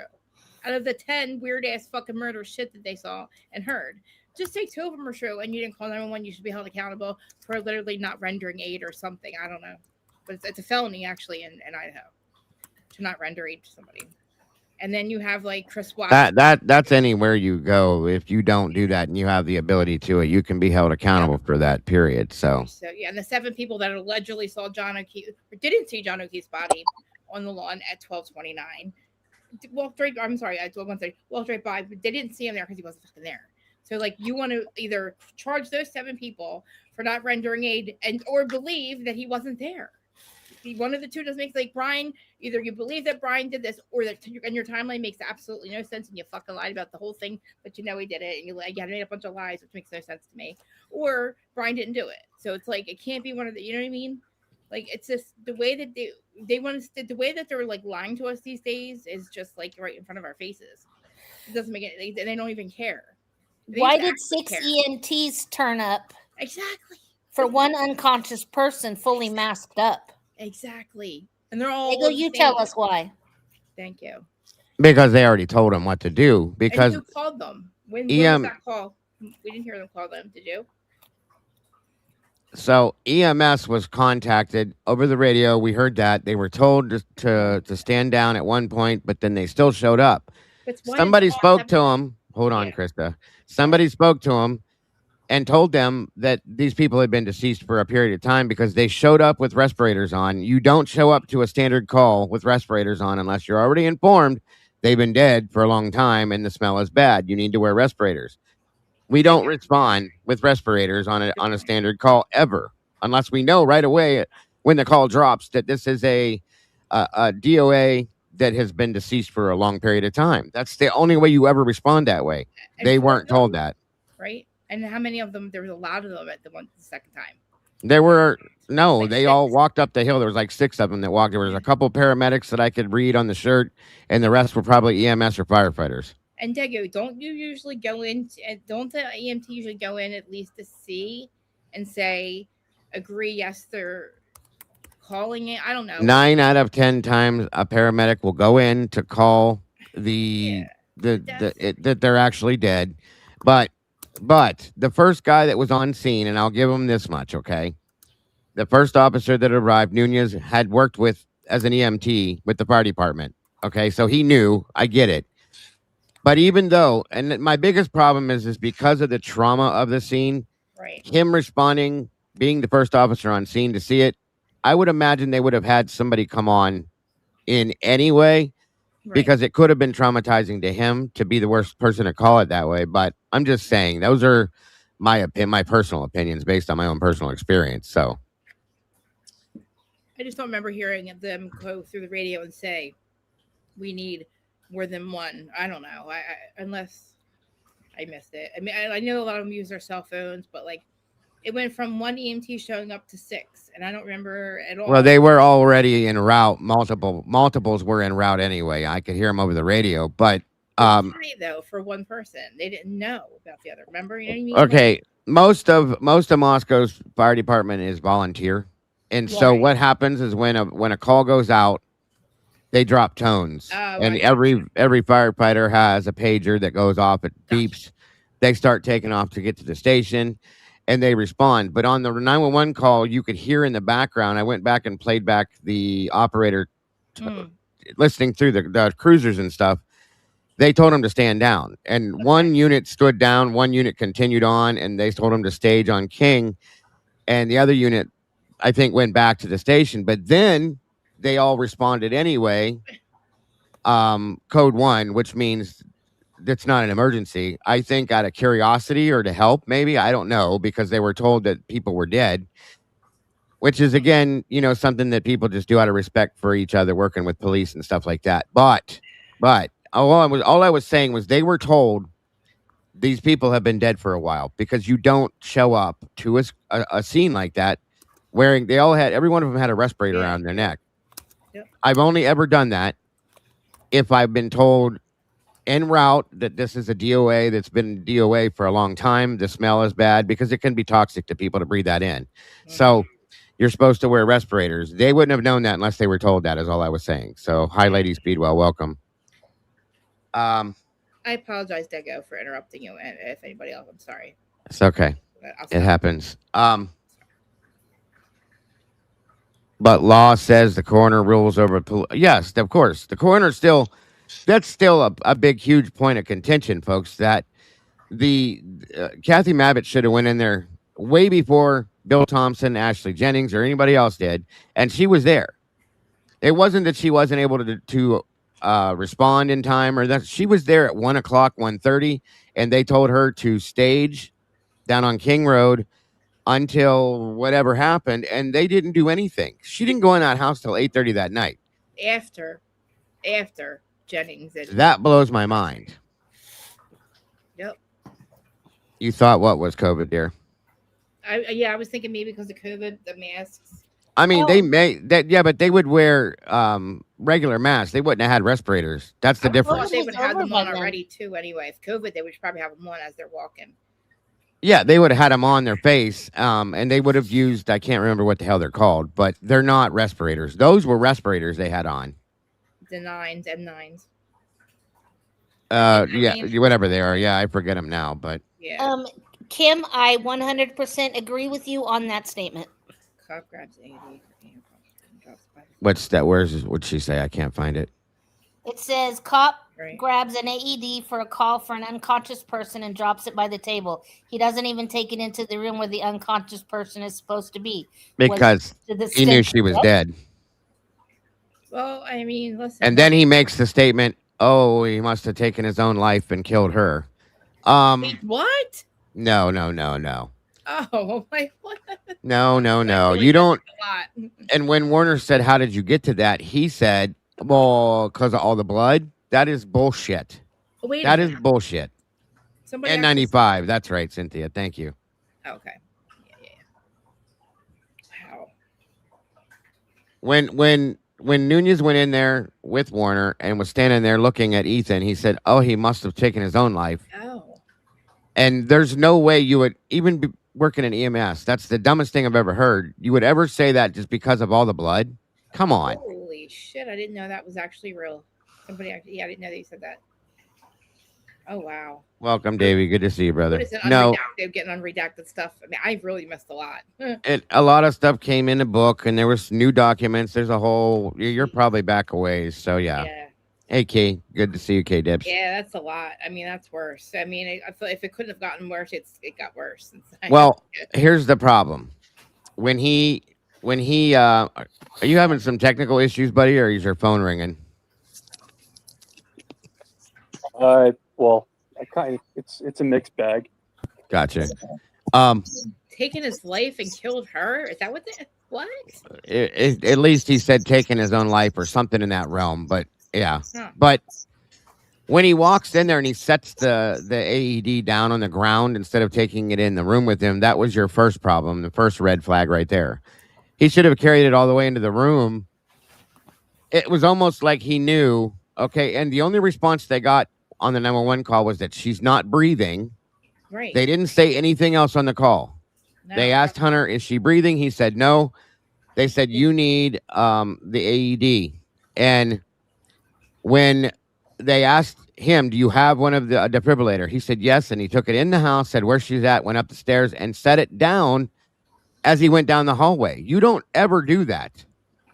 And Hunter didn't say anything yet either. No, you don't ever do that. Huh. So, and nobody attempted to start CPR. Nobody, nothing. No. Or Narcan. Because how do you know?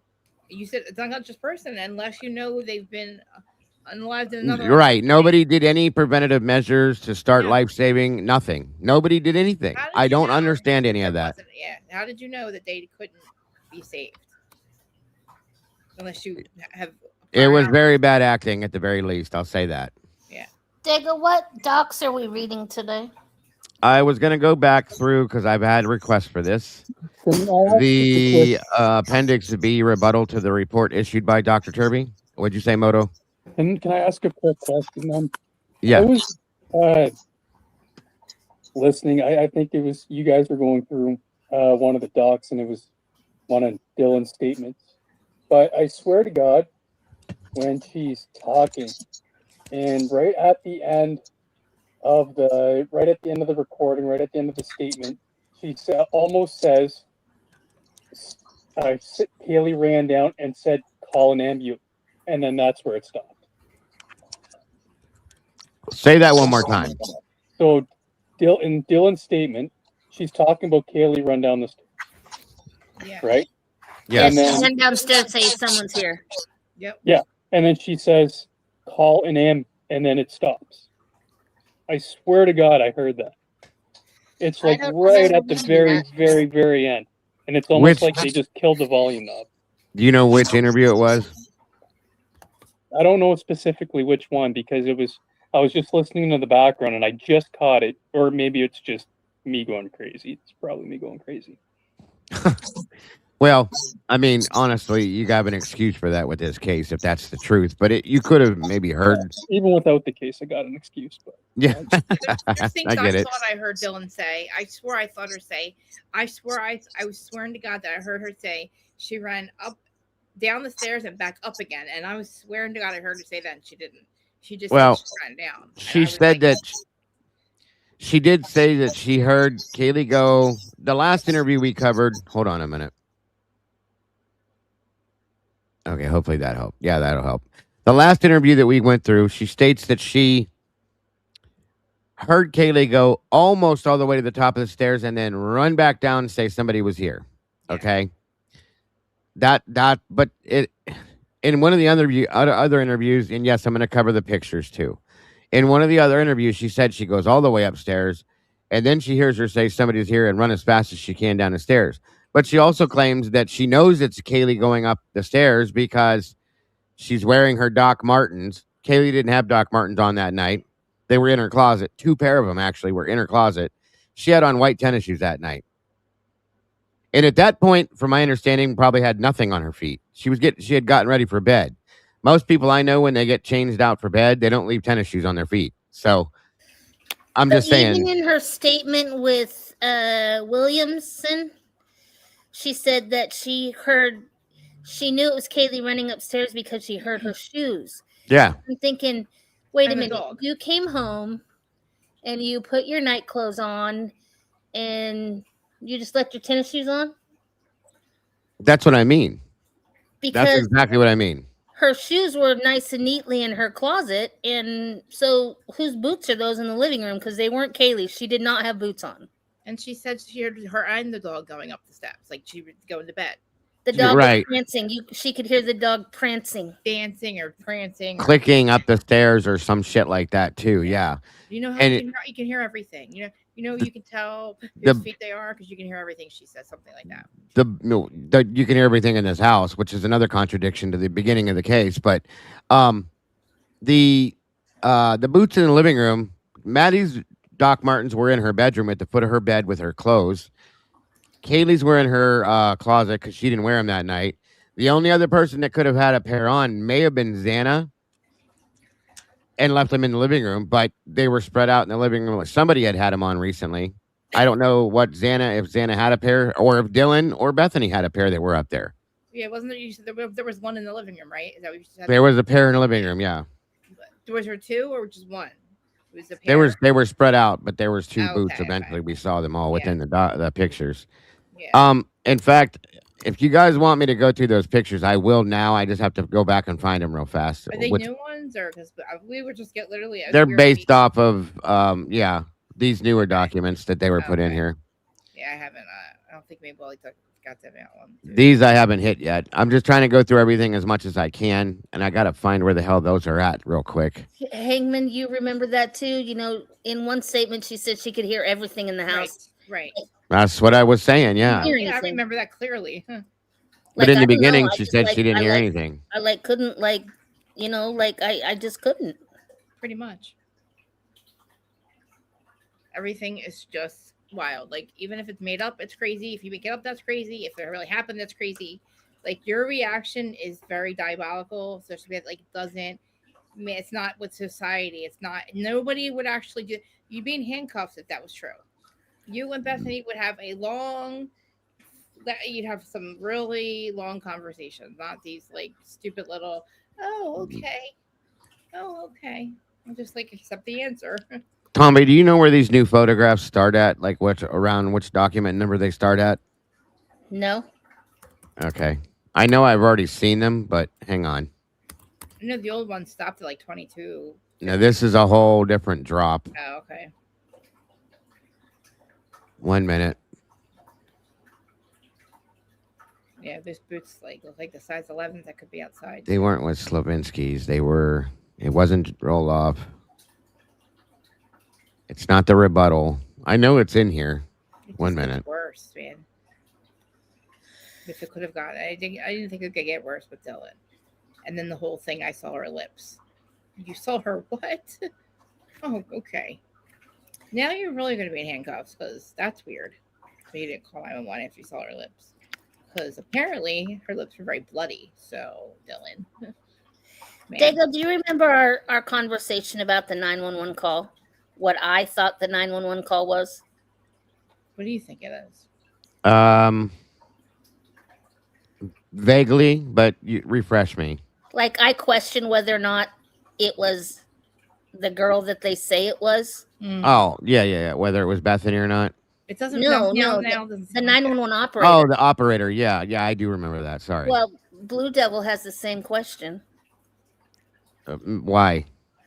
And she says, was it really her voice that we hear? Was it? Do we know who the lady's name? Yeah, Carolina Calvin. We don't know. Okay. There's no way unless we can listen to another call from her. I think that's something that would have been easily called out, though. They said no. I'd love to hear another call from her and see what it sounds like. I'm sure it wouldn't be hard to find one. Yeah. That's something though that I think would be easily called out if it was not the actual operator. Well, look at all the other things that should be easily called out that aren't. Why didn't you call 911 to begin with for so long? You know what I mean? Nobody does. It's the fucking upside down universe case. That's never going to be challenged. It's never going to be challenged any more than it has been. Nobody cares. None of the interviewers have ever challenged that nor asked that question. So, nope, not. I got to step off though. Thanks for having me up, guys. Me too. All right, bud. I got to go play chauffeur. Thank you very much, both of you. My week vacation is over. Is it? Oh, you didn't come visit? Come What do you mean vacation? Oh, they were off work.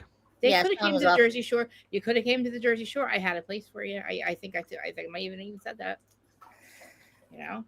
Well, it wasn't my vacation. It was the I would boys' love to have you. vacation. Well, It if you have wasn't a another real one, vacation. please let me know if you have another one. Let me know. If you have time that come to the Jersey Shore, you're welcome to.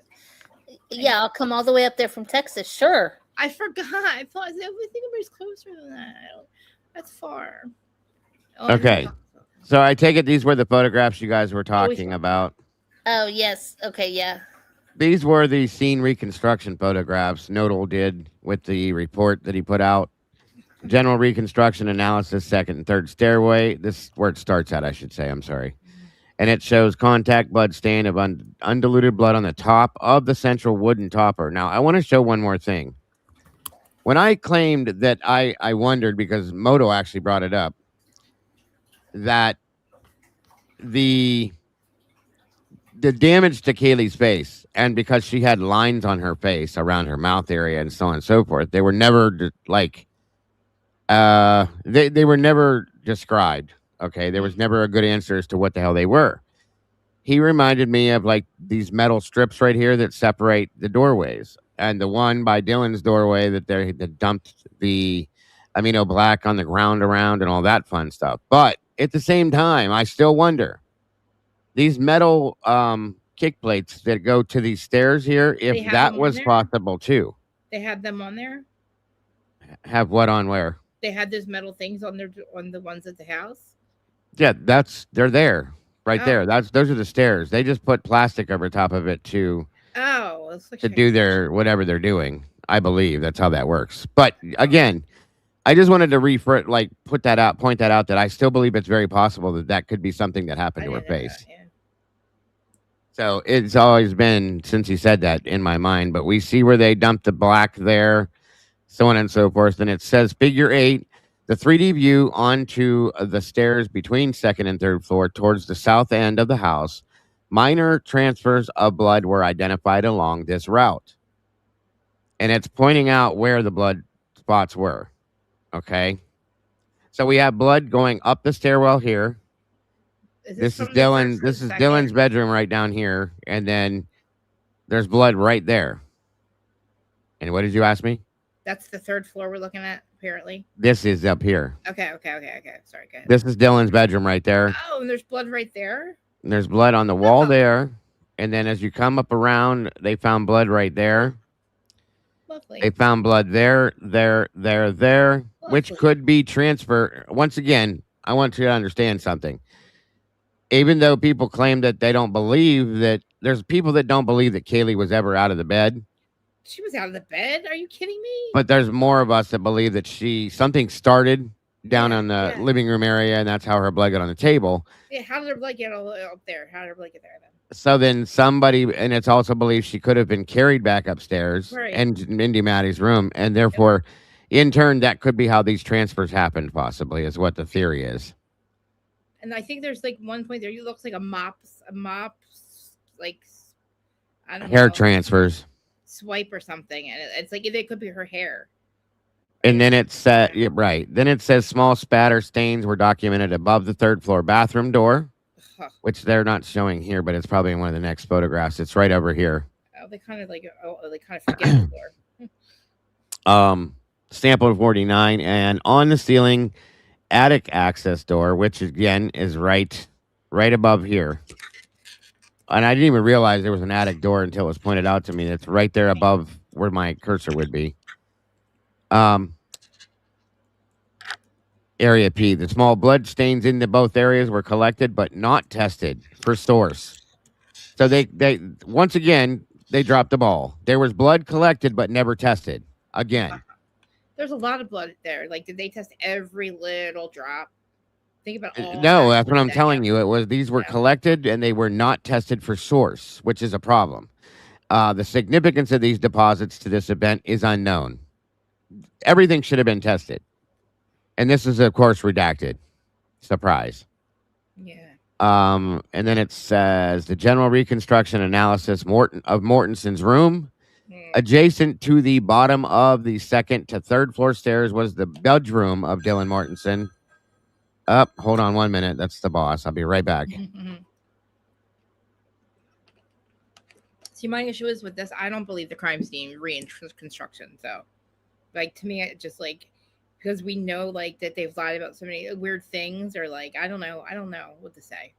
So, like, seeing them reconstruct it, it's like, no, I'd like to see the real thing, please. Like, please provide photos to go along with your reconstruction of your dollhouse that you conveniently forgot to put a floor on. Maybe it's not important. I don't know. But, like, not exactly not tested. Well, like, excuse me. My kid's dead. It doesn't seem like one man could do this alone. And if he did, it didn't go down the fucking way you said it did.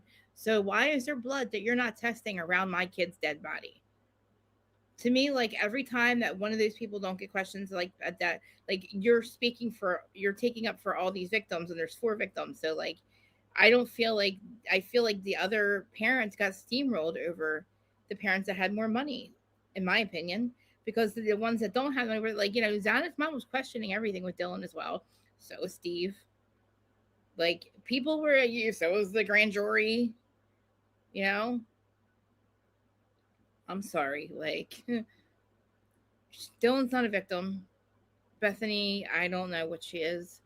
If they are, they're victims of us. Like, how did they get caught up in this? Who, like, it just, how are you still alive? How are you still alive? Like, he went past your room, allegedly. Like, how, like, I'm sorry. Like, why did you kill 4 and not, I don't know, like, what. I'm sorry. Like, how many people could have been, like, in my opinion, I thought 5 people could have done this, but like, it could have, like, or it just didn't go down the way they said it did. But I mean, that's an awful lot of fighting for one person to do, 4 people. And there's no way they did it the way it just didn't go down the way they said it did. It just didn't. There's just like, it physically goes against like the laws of physics. It just doesn't make sense. There's no way. Like, where did he get go gadget arms? You know what I'm saying? Like, are you like holding one down? There's no way. Like, in the very beginning, we're like, wait a minute, how did one person do this simultaneously? Like, unless he's got go gadget arms, or you know what I'm saying? Like, what do you have? What are you super easy? What are you, Charlie Kirk was superhuman? You can do this without getting a cut or scratch, a bruise on your head, your face, we see your hands after it. Like, it just doesn't make any sense. Are you portaling in and out? Where's your car, sir? How'd you get there? Is it on like, it's like, quick home. We can track anybody. So maybe I'm missing something with Cy. Did Cy speak about did his truth come out yet? Like, what he supposedly knows or doesn't know? Like, I kind of catching a little bit what Lana was saying, but like, I don't know if there's anything. Like, I just feel bad. Like, the parents, like, I feel like they don't have to. A couple of them don't have the voice that they want to speak up for their kid. Like, it should have been. I don't know if they can handle them separately. Like, is that possible? To handle each murder separately, since nobody seems to know what the fuck happened, and you want to put the same death time for everybody.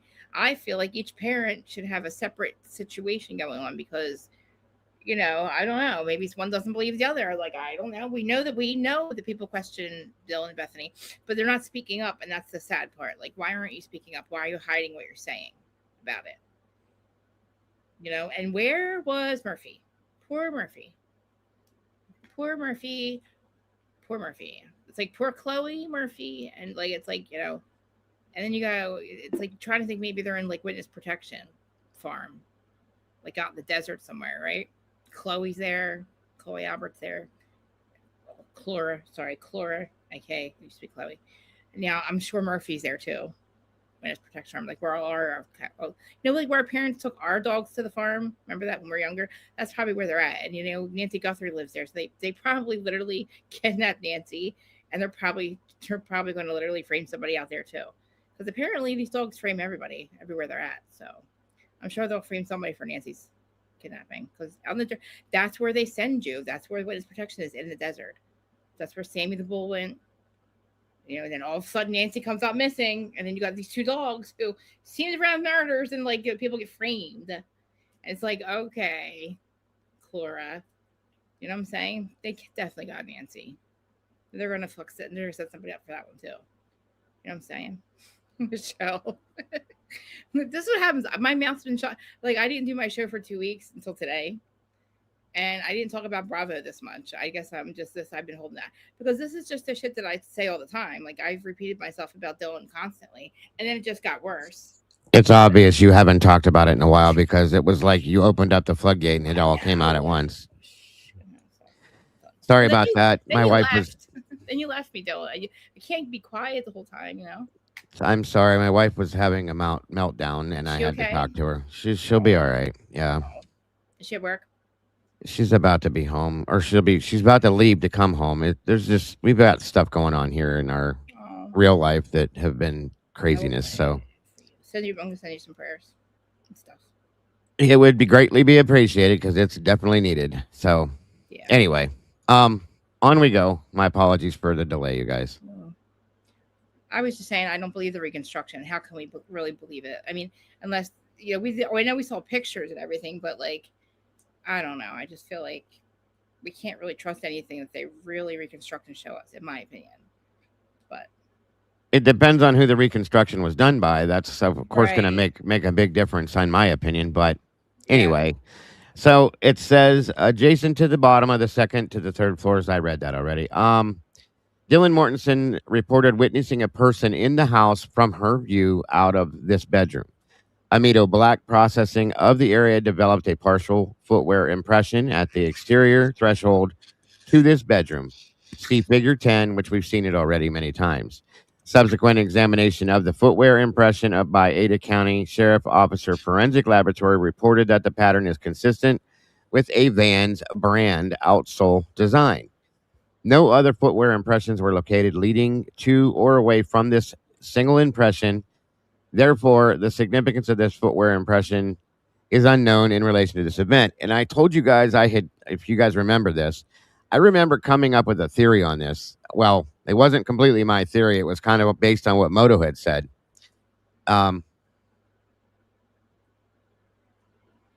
It reminded, and it really does make sense to me because being that there's one footprint, okay, it made me wonder. It takes me back to that. I think that Kaylee was attacked there, possibly right in front of Dylan's doorway. And if somebody took her, and again, trigger warning, because of the damage to her face, it looks as though her face possibly could have been smashed into something hard, the floor, okay? And I got to wonder if that was part of it. Yeah. So imagine one foot being on the floor, the other foot being on the back of somebody's either head or their body. That could explain there only being one footprint has been. And again, I never had this theory until this was Moto that brought this up to me. Speaking of the devil, welcome back. And gave me the idea, and I've really never gotten away from it since he said it to me, and I've actually kind of embellished into it a little bit more, and I wonder if it's very plausible that somebody had her down on the ground, holding her down with one foot, standing on the other one, leaving that footprint, and hammering, like pushing her face up and down into the floor and causing that damage. It makes perfect sense to me. Yeah. It really does. Not to mention the fact that they put Amido Black all over the floor in that area as well makes you wonder. So I'm just saying. Something else to think about. I'm going to go get a coffee, Dago. I'll be right back. Okie doke. Thank you. And this, again, is all redacted. And I think it's now because we've already seen all this shit. Now they have it redacted because of the new BS with the photographs and stuff. Oh, is that stuff in effect now? I think as of June or July 1st. I think July 1st it went into effect. Oh wow! So we're gonna get like nothing for pictures or videos or fuck all. More than likely, yeah. Welcome, Aquarian. Yeah, it's pretty shitty. I know. Yeah, well, I mean, it is what it is. They're gonna do what they're gonna do. Well, God help anybody else that has to go through something like this. Now they won't be able to actually try and find some truth by looking at actual photographs. They'll just have to trust us, bro. You know what I mean? Well, it's ridiculous because you're absolutely right. I mean, what's this going to do to the next case, and what's this going to do to the one after? It's going to be a snowball. That's what I mean. And you know what? Eventually, it's going to come into a situation where, essentially, maybe they're going to want to show the public the photos, and now they're not able to themselves.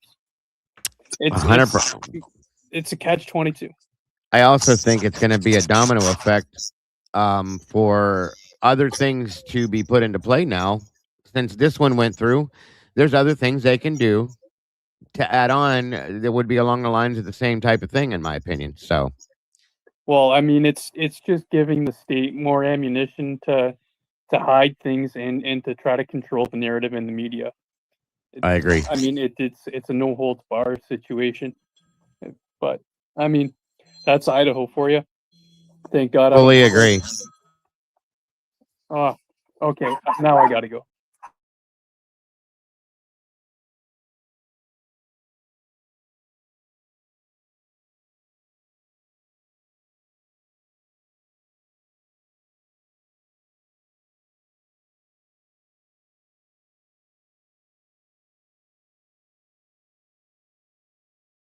Okay, so at some time in the early morning, Mortensen moved from her second floor bedroom, stayed with Bethany Funk in her first floor east bedroom. Mortensen reported not leaving that room until just before noon when their friends arrived. Mortensen reported that she saw Kernodle on the west bedroom floor as she passed across the living room in the early morning and saw her in the same position again the next morning when she came up to the second floor with Hunter Johnson. Figure 11 is a 3D view showing a proposed route of Mortensen to Funk's room. A view using the 3D model of the living room area demonstrates an unobstructed view from the pony wall into Kernodle's room and the approximate location of Kernodle, which again, I don't believe she ever saw until maybe the second time when she came upstairs, or at least not the way she did. If she did see it, it was because she went in the room or she saw the whole thing go down. And this is all redacted. 3D model showing view of the proposed route Mortensen Funk with view into Kernodle bedroom. Diluted blood stain analysis, second floor, multiple locations. And these are all, I'm trying to show, okay. Those ones are redacted. So we'll go to this one. This again, the table that was 6 by 2.5 foot wide in the central area of the second floor living room was arranged as a beer pong table. The north end of the table had collection of 10 cups arranged in a triangular formation. The south end of the table had 3 plastic cups on the table, and 7 additional cups were observed on the floor adjacent to the south table location. The specific upsetting of the cups at the south side of the table represents where inaction displaced the south side cups generally toward the east, but did not significantly disturb the cups on the north side of the table. And it shows the cups, these are perfectly fine and these are knocked over, is what it's stating. There's the bag of chips that now has been found to have blood on the bag. Interestingly enough, that was something that just didn't come out until just now. And there's blood on the table there. And I do believe a little bit. I thought there was more than that, but okay. It says an irregularly shaped diluted stain on the surface of the table, placard number 39, which is this one here, is consistent with a diluted blood stain arriving from the south to land on the surface of the table. Discolored areas around this single diluted deposit on a potato chip bag near the table and other individual drops on the table surface were not specifically tested. So there's more blood that wasn't tested. The significance, if any, of the stains surrounding sample 39 is unknown. Unlike other areas of diluted stains that were tested and found to contain DNA from both Gonzalez and Mogan, blood stain number 39 was reported as a single source sample matching Gonzalez. This bag of chips was sitting on the arm of this couch right here, and they're saying that there was blood on that too. I'm curious. And there's the diluted stain of blood on the table. To me, that has always looked like maybe somebody was hit in the mouth and like saliva came out and he landed on the table with blood in it. That's what that has always looked like to me. It may be that, it may not be that. And this one is only connected to Kaylee. So she was there in that room at some point in the attack. There's no doubt in my mind.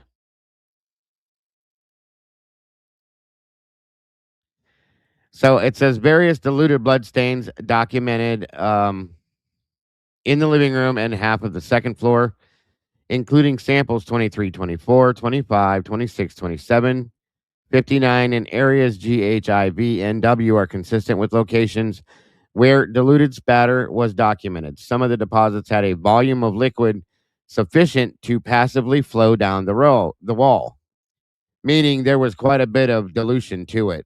Other than the blood, there was whatever water, saliva, whatever it was enough for it to drip down the wall. Because just blood spittle or blood spatter, if it's not consistent, like enough of it, it won't move. It'll just stick to the wall. So all these yellow spots are what they're talking about here. These yellow circles, I'm sorry, I meant. Up here on that wall area, down on the pony wall, and then over here. And of course, that bit that was behind the bar cart there. And these are the points on the pony wall or the half wall that dripped down. There was quite a bit of like dilution here for it to be as thin as it was and to drip the way it did. So is it water? Did they wipe the wall down there? Was it like something that they were flinging and it was diluted with water? I mean, it's weird how it looks that way. I just don't get it. But all right, so Ethan was discovered in the bed in the second floor west bedroom. He was on his back diagonally across the bed with his with his head toward the pillows at the southwest corner. His midsection was covered with a blue blanket and a pink comforter was commingled with the blanket covering him. The majority of the bloodstains and blood pooling in this area support that he did not move far from this relative location while bleeding. Chapin did not move off the bed after receiving blood-producing wounds. Xana Kernodle was located on her back on the floor of the second floor west bedroom. Of the 4 victims, she was the only one who was not located in a bed or was covered up. Yeah, mop slop is another one. Exactly.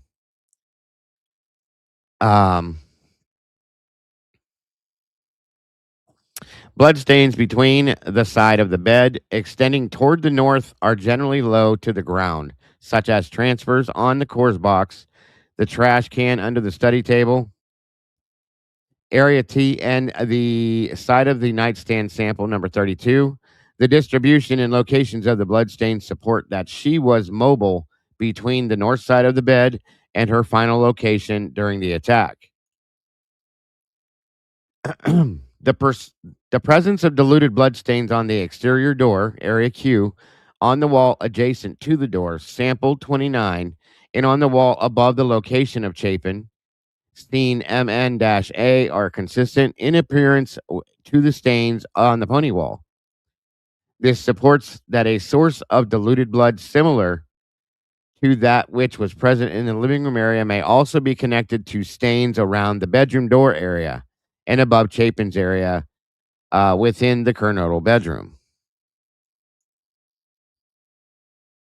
The deposit around the light switch, sample number 29, is consistent with spatter where the diluted blood landed adjacent to the light switch rather than a contact onto or operating the switch itself.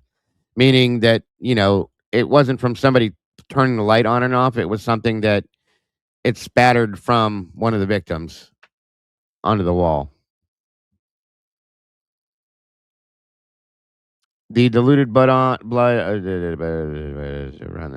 a greater volume and more irregular distribution with passive flows down the door. And it's referring you back to the different figures. Diluted blood was on the south wall approximately 3 to 4 foot above the location of Ethan Chapin's head. This area was designated by the author as scene MN-A. Blood in this specific area supports that an object with a source of diluted blood deposited the spatter onto the wall above Chapin's location. This spatter was not specifically sampled or identified once again. No additional areas of diluted spatter were observed in the room. And more redaction. Diluted blood was deposited there at least 3 areas in Kernodle's bedroom. All right, and there's the door handle to her room where you can tell they tested it for fingerprints and whatnot. There's blood there. This is the light switch you're talking about. When you first walk in her room, it's to the exact right. There's droplets there. It says left sample number 29 to the right, area Q. Both dilute blood stain patterns located at the similar height as the door opening to Kernodle's bedroom. So they're basically the same height, is what they're saying.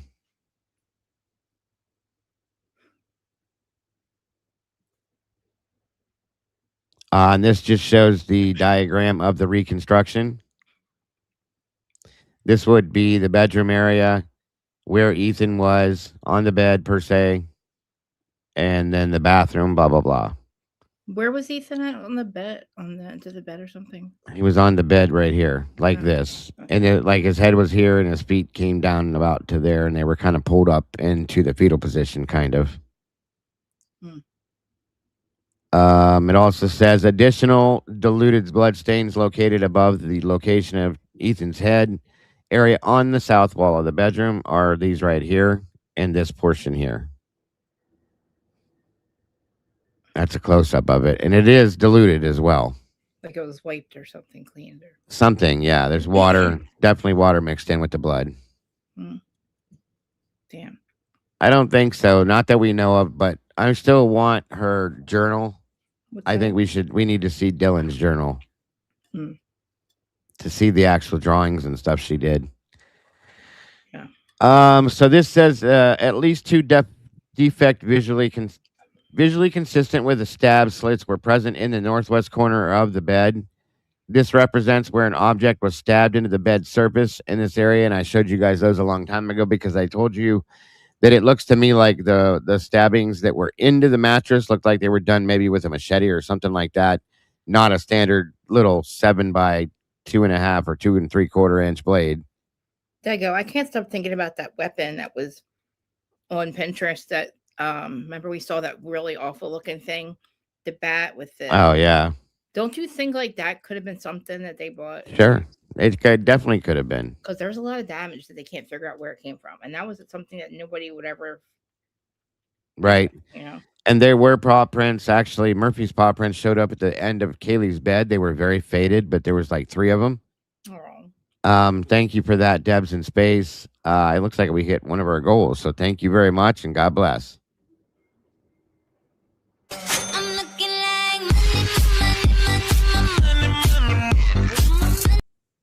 Very much appreciated, Miss Deb. Thank you very much, and God bless, hon. All right. 1 minute here.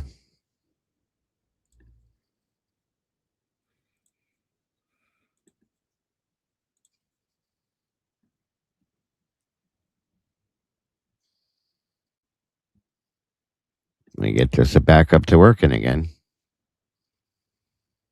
Where did you go?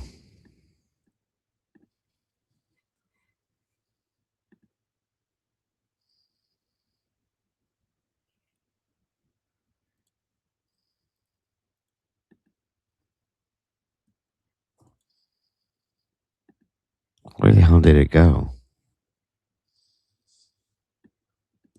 Thank you, Ms. Krista, for that new membership. That went to Grey Wolf 3081. Congrats to you, and thank you again. Very much appreciated. No problem. All right, give me the document back, damn it.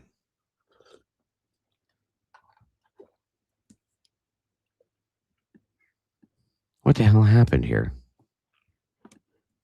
I know it didn't just disappear. Ah, there it is. It got stuck. Okay.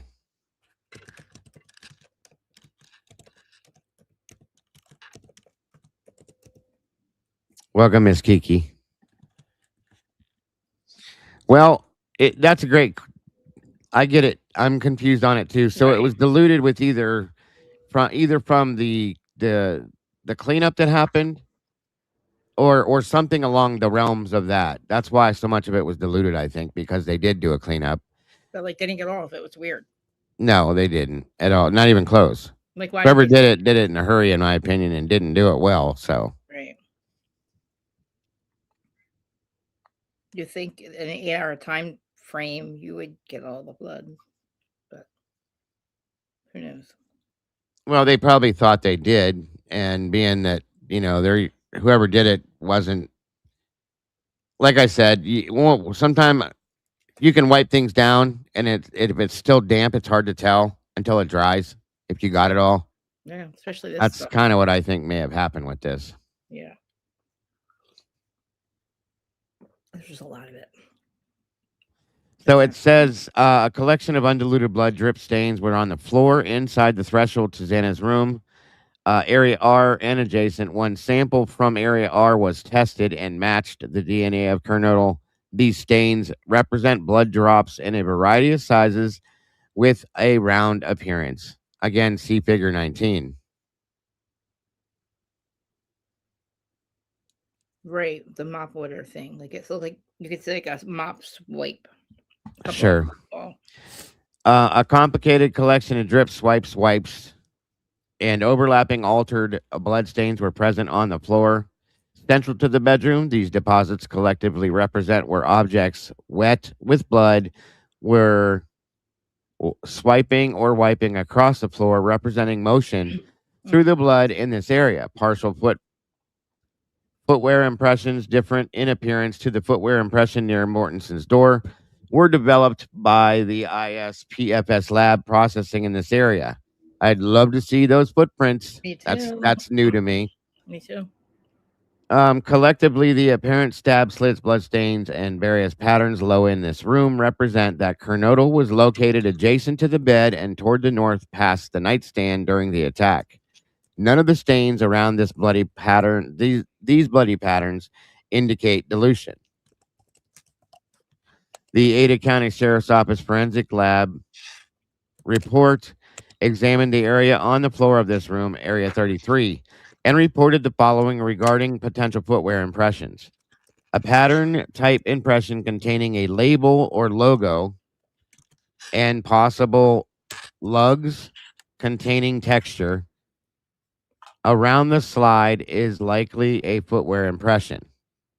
So we were looking at the bloodstains on her floor at one point, and we're almost positive we were seeing like what looked like shoe prints or some kind of a footwear impression. And so I'm guessing that's what this is. So we were obviously right. And it says an impression containing a circular shape with a line is a possible footwear impression. Hang on a minute.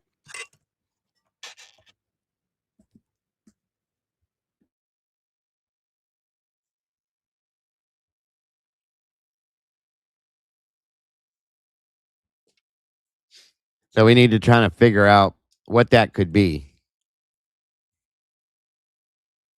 And here again shows the bedroom again where they believe Xana was. And of course, it's redacted. Potential stab slits on the southwest corner of the bed in Kernodle's room. Or they're showing where the stab slits were on the mattress. I'm sorry. And the drips of blood that were documented inside the threshold of the door to Xana's room are right there. Again, all redacted. One day they'll unredact them, right? That's where I believe they're showing where they found Xana. Overlapping stains on the central floor of Kernodle's bedroom floor, including partial footwear impressions in blood, developed with Amido black. Hold on. All right, so this is the handrail. The underside banister floor, 1 to 2 stains. B. A nondescript small blood transfer was documented on the underside of the banister, stain B, between floors 1 and 2. Along the north wall, this blood was tested, called unknown Mel B, and did not match any of the 4 deceased persons or Bryan Kohberger. The source of this blood remains unknown because you refuse to fucking test it. Because I think you know who it belongs to. That's why I don't think they've tested it. And that is going either somebody going up or down the stairs holding onto the handrail had blood on them. Who Right. Exactly. Why? probably, I'm going to guess Nick Malwich. That's who I believe this blood belongs to. I feel like I can't. I'll never get over like thinking about how she screamed for help. Basically, like that. Just I think about like if it was my sister screaming for help, and you Take care, Morgan. Right. you just literally locked your door and opened it 4 or 5 times and heard a massacre, but did nothing. But you knew that my sister ran down the steps screaming for help. Like basically, the Right. way you say it to Jack is like it was an emergency. The way she says it to Jack is like, "Oh fuck," she says. The guy. What guy? Oh Well, fuck. that's the thing is at that point she does have it like they called Right. because somebody Xana was passed out. That was still a problem then. But okay. But she doesn't know if they're there. She doesn't know if Kaylee's still there. Where do you think she ran to, asshole? You know what I mean? Where do you think she ran to? From the man who's not supposed to be She there. knew she was there. It was just part of That's the what I story. mean. Like, asshole, man. Like, she Nike Air Max or Shocks, many athletic and running shoes, particularly older Nike models, use rounded, pill-shaped or egg-shaped shock absorption. Oh yeah. Good call, Rogue. Good call. Yep. Well, when we were looking at it once, we thought it might have been a Nike as well with that circle. Was it the Air Force One has a circle? I pulled a pull of my pair of my sons out and looked at his.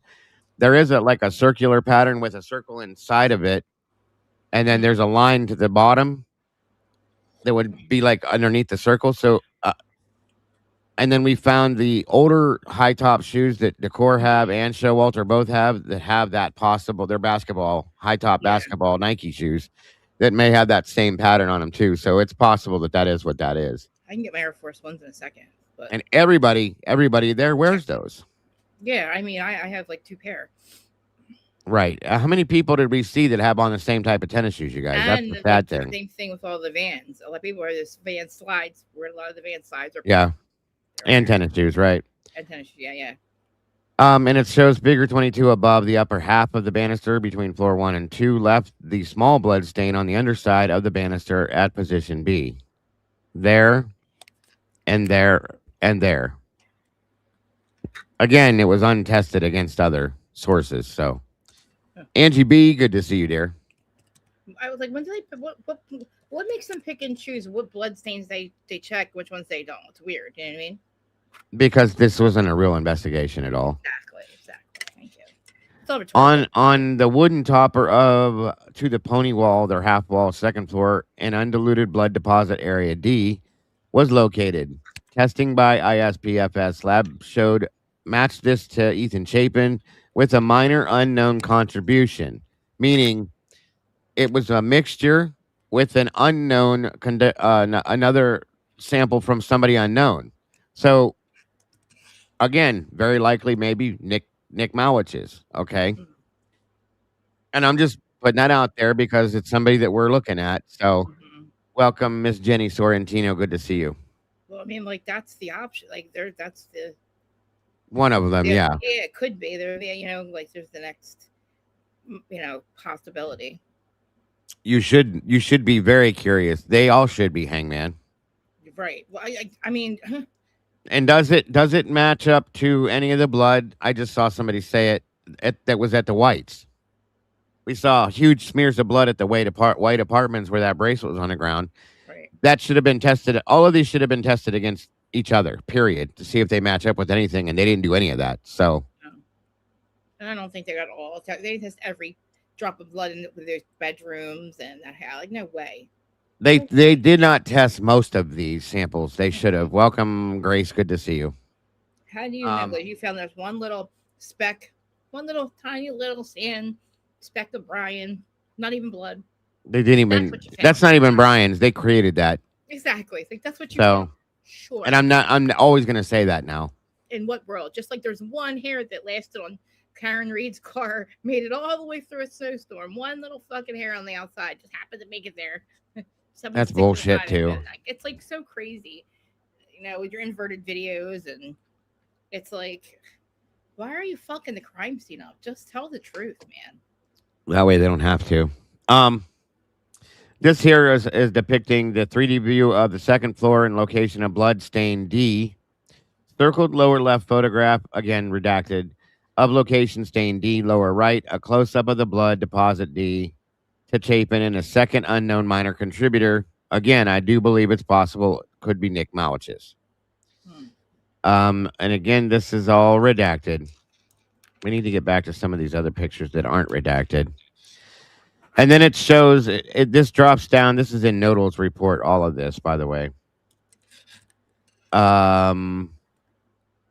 This is important here, I think. Consideration by this author was made as to the source of dilution with inconclusive results. No evidence of cleanup was documented in any of the sinks anywhere in the residence, and no trail of diluted drops was documented in the scene processing connecting the kitchens or bathroom to the diluted blood stain. The source of dilution to blood or the reason blood became diluted remains unknown. So they already know that there was signs of a cleanup, but they're just saying that there's no signs to show that there was a cleanup. How? There's diluted blood, asshole. Diluted blood. We see it. We believe our own eyes. Well, they cleaned up with bottled water. That's what they did. Should we sing it? Maybe should we make it a fucking musical? Maybe they'll fucking hear it then. Like, we believe our own eyes, so fuck off. Sorry. Well, there was blood found in Showalter and in Jack D's apartment, both. On Jack D's, they found it in the hallway going between the kitchen and living room, I think. The main hallway on ground floor 1, I think it was. But they did find blood in both Jack's apartments. Can't remember which report that was in, but they never did anything with it other than say it wasn't anybody's of any importance. So 3 stains, samples 23, 6, and 7 on the pony wall and stair area were tested by ASPFS lab, and each sample was reported to be a DNA mixture of 2 people that matched Kaylee and Maddie. This evidence supports that a person who had blood from both Goncalves and Mogan from the 3rd floor became diluted and was then cast onto the pony wall area of the 2nd floor. Again, that could be like Tomboy was saying, maybe mop cast off or something. Thank you, Ro. How did it become diluted? I'd like to know. Right, but they excluded both Jacks from crime scene and their apartments, which is true, Sluther. Thank you. The stain from placard number 39 was reported as single source profile matching Kaylee. This indicates the diluted blood source was not uniform. That is, some deposits were a mix of both Goncalves and Mogan, and at least one deposit was from Kaylee alone. The diluted stains on the door area Q and light switch sample 29 were not identified and cannot be sourced to a specific individual. Once again, probably more than likely Nick Mawitz's blood. So they have another source of DNA that they don't know whose it is. Uh-huh. Wow. Because they refuse to test it. It just keeps getting fucking better. Or, again, my theory is that they tested it and it came to somebody that they don't want to put out there, and that's what it is. Because I doubt very highly that they didn't test it. I'll just put it that way. Exactly. You're going to put it in a report. I'm sure one of the parents would like to ask, can you find out whose it is, maybe? They should all be pushing to get that answer, but they're not. They're very happy saying Bryan did it, even though there's nothing proving it. Who else was with him then? Can you tell me who else was with him? Nobody. Nobody, because he wasn't there. And how did he do it then? If they're okay with Bryan doing it, please explain how and say, okay, we all fucked up and we lied and that's not how it went down and Bryan really did it, but this is how he did it. We just lied because we couldn't prove it the way that he did. Like, I don't know. And there again, the diluted stain that was on the wall above Ethan's location was not tested as well or sampled. See, I'd rather you just tell me fuck off than just do shit like this. Like, just tell me. Just say, hey guys, you're fucked. It doesn't matter. I'll never ever tell. Well, this will never make sense, and these kids will never get justice, and you're just gonna be talking about it forever. And like, well, that's about where it's at. So yeah, that's what it feels like. That's why I really kind of like why I took a break, because it's like, what I feel like it makes me feel bad for Bryan if he, or like why. whatever. Just whatever. So this next part was the searches of Bryan's vehicle and residence. It says records of the FBI search of the Kohberger vehicle, the Hyundai Elantra, with that plate number, conducted on December 30th, resulted in the taking of swabs for potential DNA transfers from at least 55 locations. Collection of items in the vehicle, such as floor mats, seatbelts, series of vacuum filtration samples for the collection of trace evidence and the use of luminol formulation, a reagent that luminescence when blood is detected in very dilute concentrations. And clearly, once again, here's one more point, folks, that goes right along with everything I've been reading to you for the past couple of days. Did not develop any connections through these techniques to the 4 victims at the King Street location. So, as Cy said, there's absolutely no connections to Bryan through the cast information and the victims, and there's absolutely no DNA connection between Bryan and the victims at all. So, once again, there's a man sitting in prison that has no connection to the victims that he supposedly killed. Bullshit. And you let us think it. All the made us think it was, and then it was like, oh, but you guys made that up. That was your narrative. You guys ran with that. That didn't really. We didn't say that. He wasn't stalking them. Oh no, he has no connection to them. Oh what? Oh no, we have no idea why he could have randomly picked the house. We don't know. He said he did it, so he said he did it. That's it. Yeah. That's what they said to us. Go home. Basically. They showed nothing at his preliminary. They showed nothing in his sentencing. And this guy's just like, yeah, sure, I did it. I'm guilty. I'm not. I'm super. And go gadget arms over here.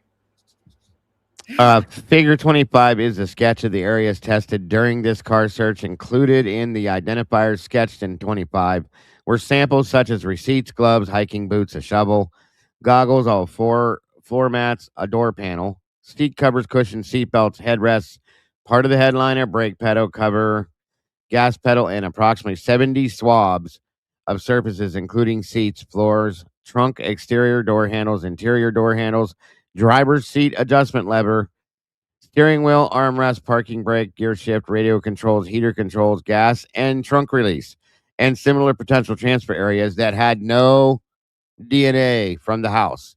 Hairs were recovered from the vacuum filtration system and directly compared to the samples from the victims and the victim's surviving dog, all with negative results. Again, the comprehensive search for Bryan's vehicle did not locate any blood or specific evidence in connection with the events that took place at 11:22.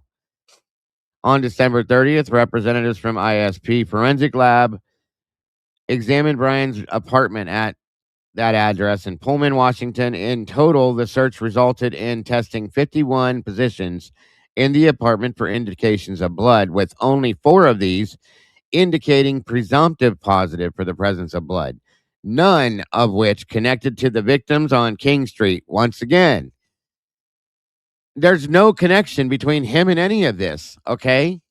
No matter what. Nobody's that perfect. Did he commit the perfect crime? Because no, he got away with no trail. Think about that. There was no trail on him. Oh, nobody was on his trail. It was a tip. It wasn't even that. Exactly.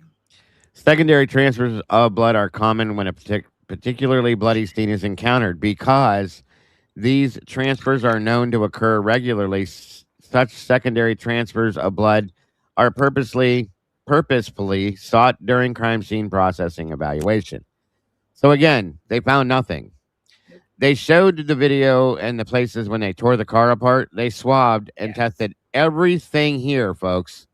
All these little circles with numbers in it, and not one fucking piece of DNA from the victims. Not even a little sand spot like they found at the house. Not even a speck of nothing. There's nothing. They tested this car. They tore this car down to nothing, folks. But they found it at the house, though. Oh, sure. On some weird thing hanging, teetering off a bed. Sure. It's like so. The next part of this is this person, for an expert, does not make much sense. This is the rebuttal to Paulette Sutton's report.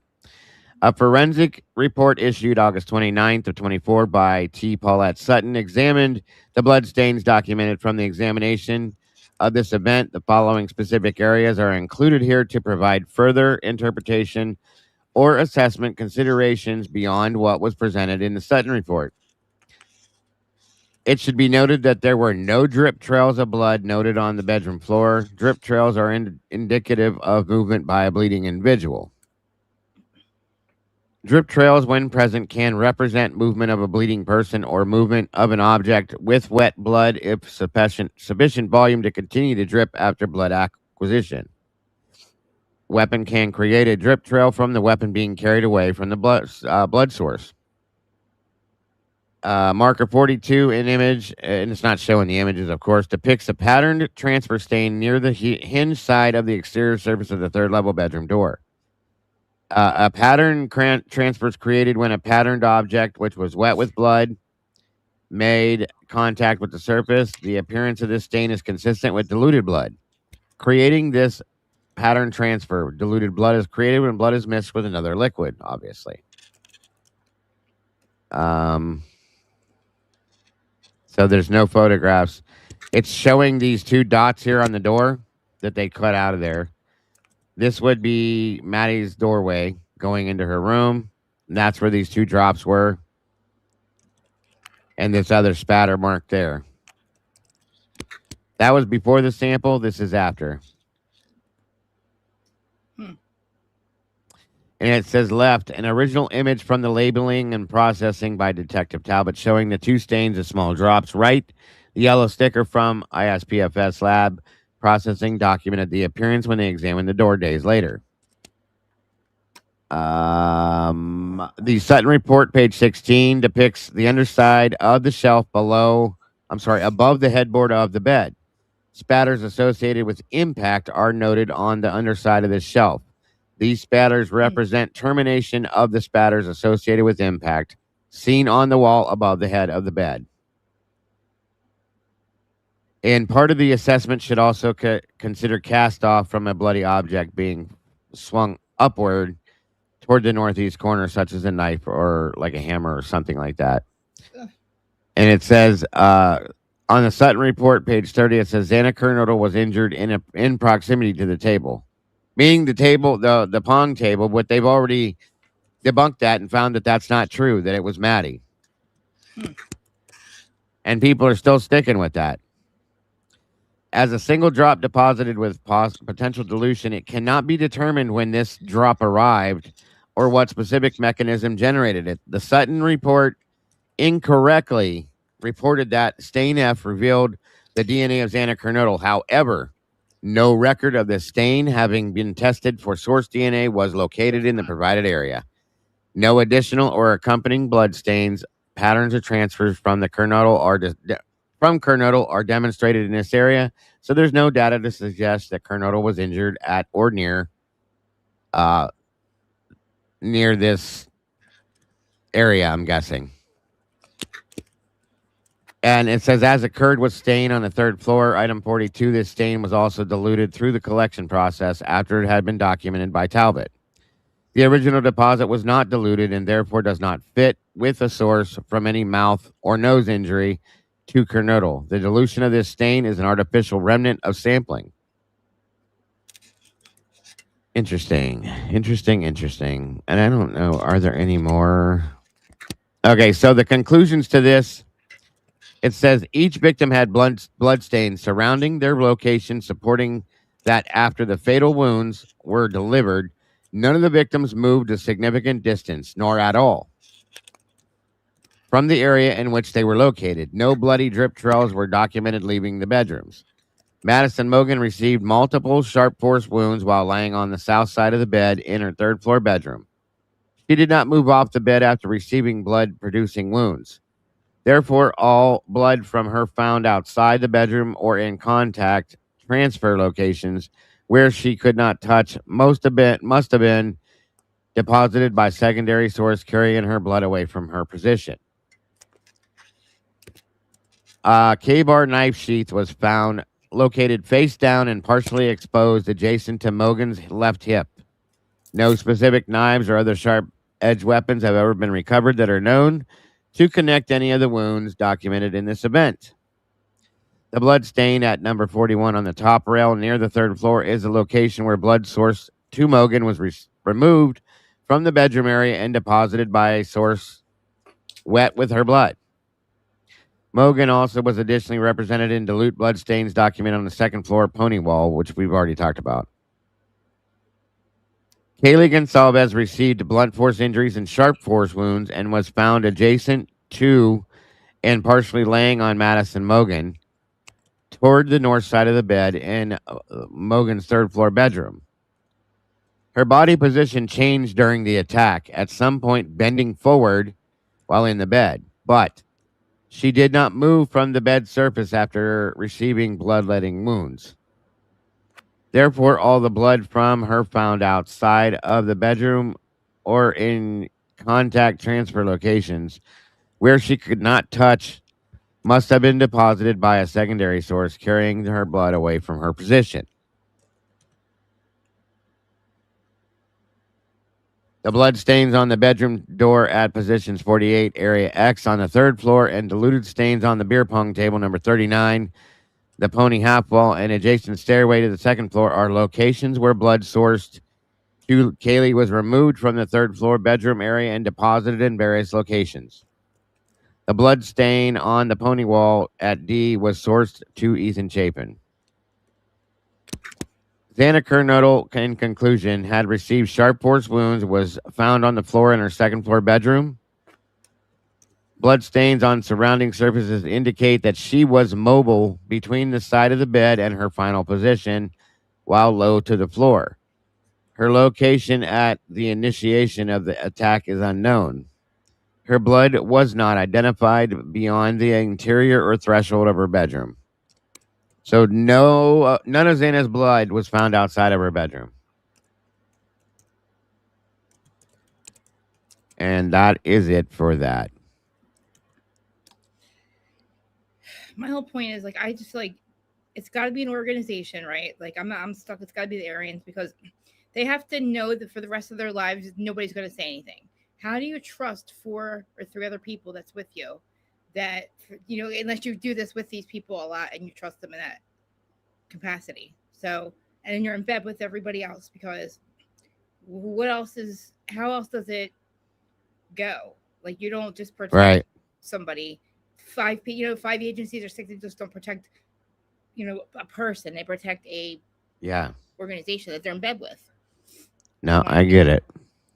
And that's why I feel like when it comes down to, like, at the end of the day, like I said to Billy, like, I don't think Bryan was there. I think he got caught up with these people. And there's somebody, I think there's a double crossing somewhere with these agencies somewhere, somehow. And I think that's how 2 other people ended up not making it. And that's why, like, things are just like, nobody says shit, because, like, they don't know why. I think Bryan was doing something or looking into something and got a little too deep for it and ended up in the wrong end of the stick. Okay. Yep. And they had to keep him close somehow, make him feel like he's a part of something, and that anybody really wasn't, because they set him up. You know what I'm saying? Like, right. Somebody that's looking into something, you want to keep him close, because you want to know what he knows, what he's doing. And then you also want to make sure you kind of send a message when something goes fucked like it did. And then you got Bryan going, oh shit, these motherfuckers are all with each other, and I talked to the wrong person. Just like with Kaylee or with Maddie, I told Adam everything. Well, Adam probably double-crossed you and went and said, oh, well, you want to know what you like. If you want to know what somebody knows, you just send in a plant. Adam could have been a plant for somebody to see what these girls are willing to talk about or what they're willing to say if they know something. And then it just all goes back to, like, they're not going to. I agree. To me, like, you're only going to trust an organization that you're a part of, that they're never going to say anything, or the people that could not be here. There's a couple people that are here no longer with us that were somehow involved in this case. People's names, you know what I'm saying? Like, just, swat somebody and then he ends up dead.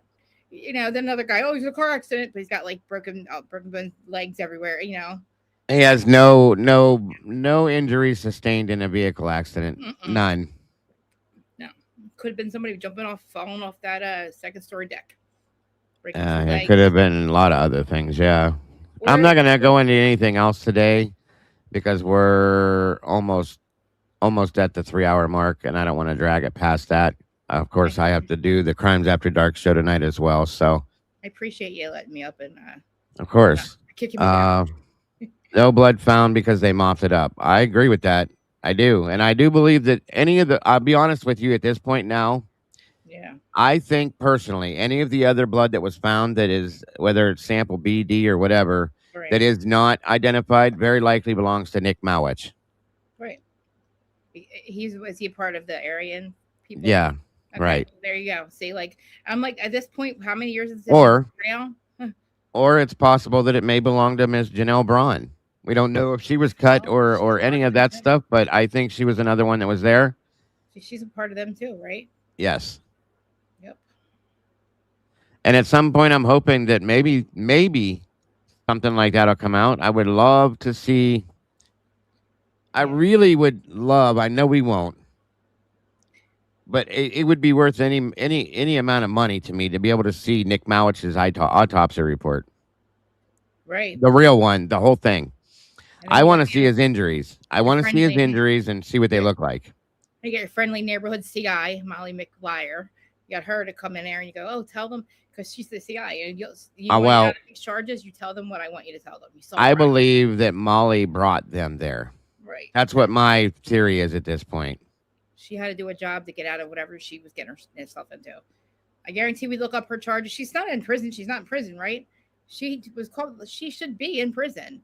So her charges at the end of her, when it says her background check we know that the outcome should say at this point, it'll probably say no information provided. That means she's a little snitch, which we already know.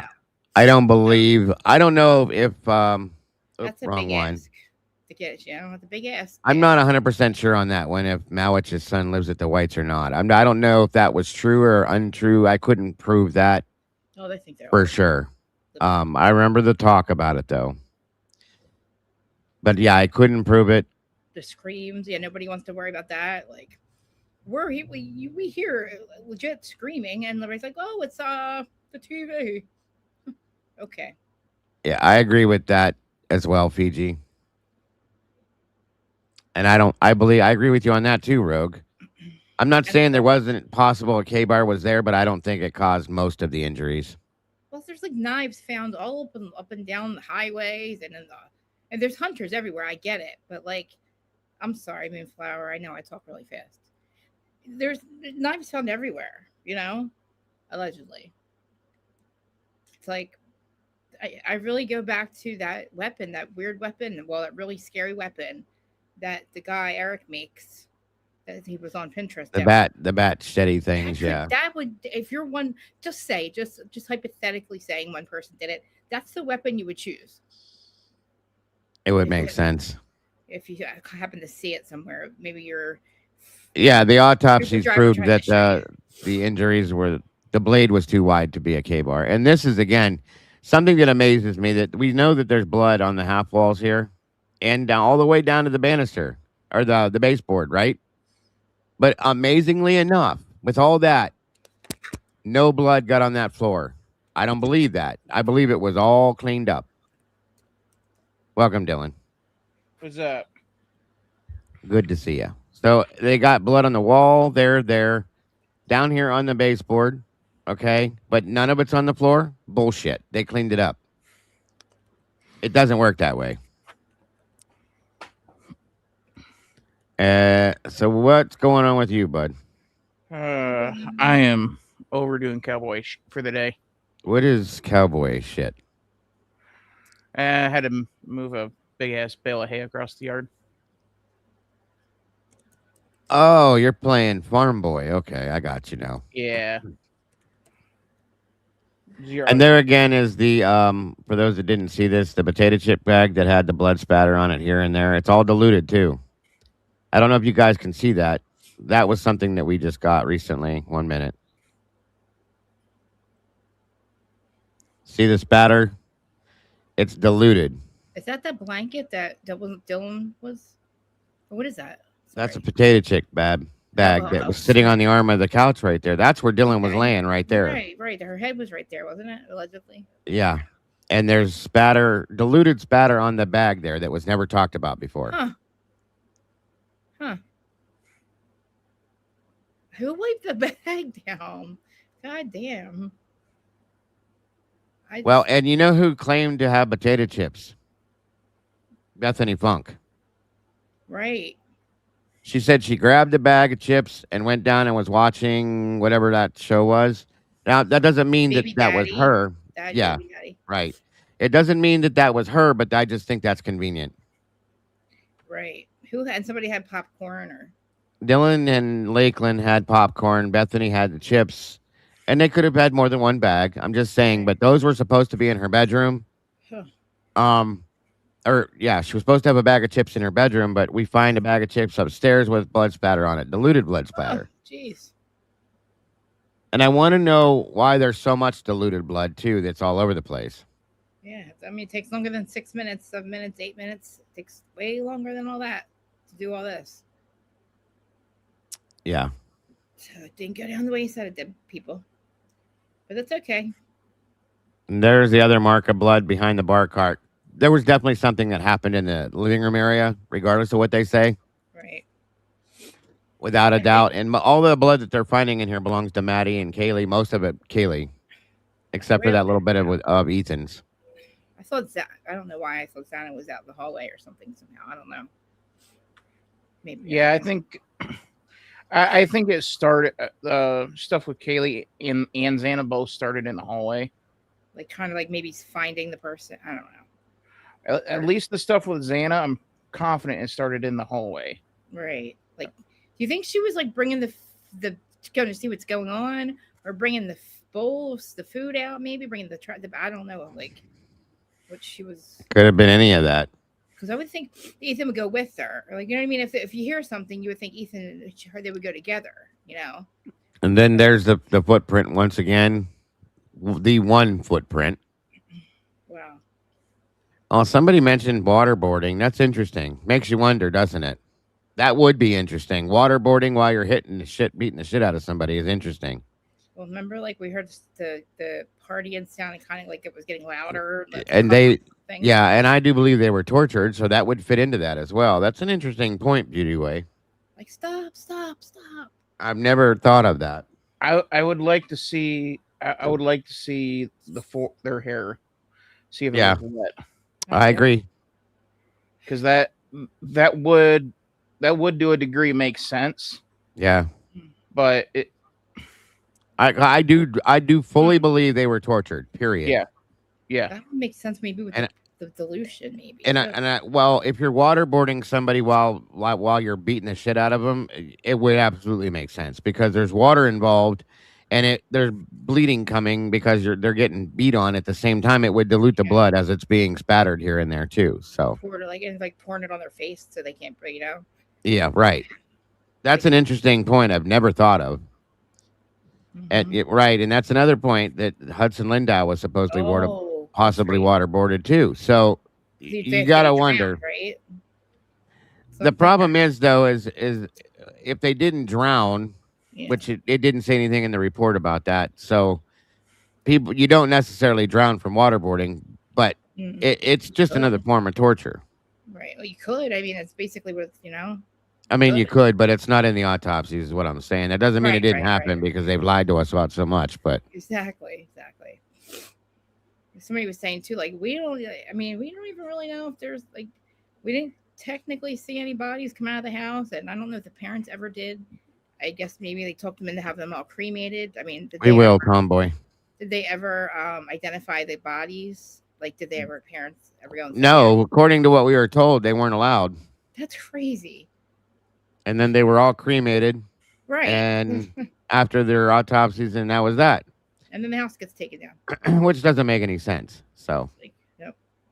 Like the Alberts, sell the house, sell the dog, get out of the town. No, I've never got an answer to that I could find about exactly where Kaylee's teeth were. Right. And it doesn't say anything about stomach contents either involving teeth. So that's a good point. I'd like to know.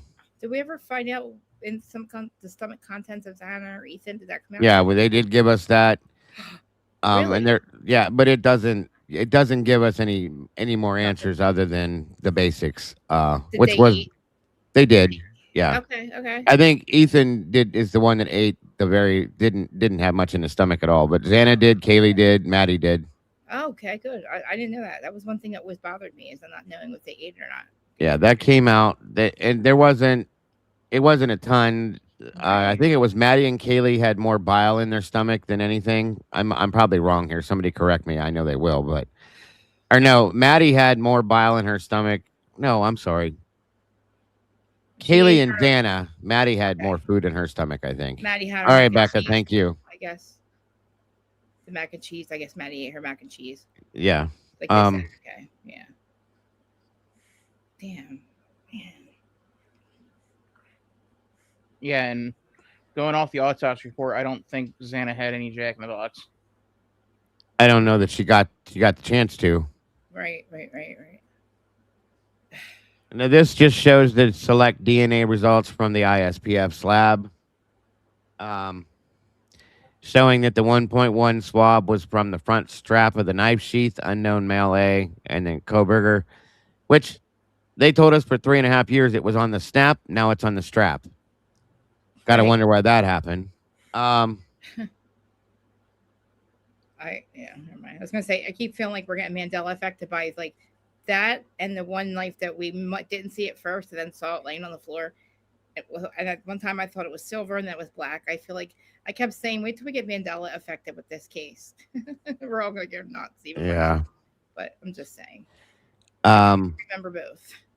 1.2 was swab edge on the handle portion of the knife sheath, which was the mix of 3 inconclusive, which was one of them was male.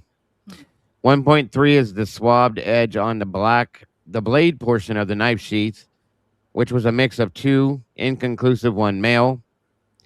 1.4 swab stains on the back of the knife sheath. Gonsalves major and Maddie was the minor contributor. 1.5 swab inside the sheath blade portion was partial mixture of 2. No comparison can be made. Wow. How about that? Wow. You got to love that one. And then report number 7 states that item 3, placard 33 or 37 on the floor bedroom of F2 was kernodal. Item 4, swab debris bedroom F3. No DNA recovered. Source unknown. Surprise. Mogan's fingernail DNA, item 13-1, mix of Maddie, Kaylee, and an unidentified third person. Again, I'm going to throw Mowich in there. Bryan Kohberger is excluded as the source of the third person. It's such a shame. Fingernail DNA and other items, no unexpected DNA results reported. I mean, item 23, placard 27 was pain. Item number 21, above stairwell mix. Major was Kaylee's and the minor was Maddie's. 24, placard 41, pain. Item number 35, upper floor banister was Maddie's alone. Item 30, ISP lab sample B. The bottom of the handrail was an unknown male B. Again, I'm going to throw Mowich in there. These are just when I say that's my guess. It's not conclusive, okay? Item that I just read that one. Item 31-1, ISP lab sample D. Edge of the half wall was Ethan Chapin and unknown minor inconclusive. Possibly Mowich again. ISPFSL report 17 parentage DNA match Kohberger family DNA to 1.1 sheath, and I'm calling that bullshit. Right.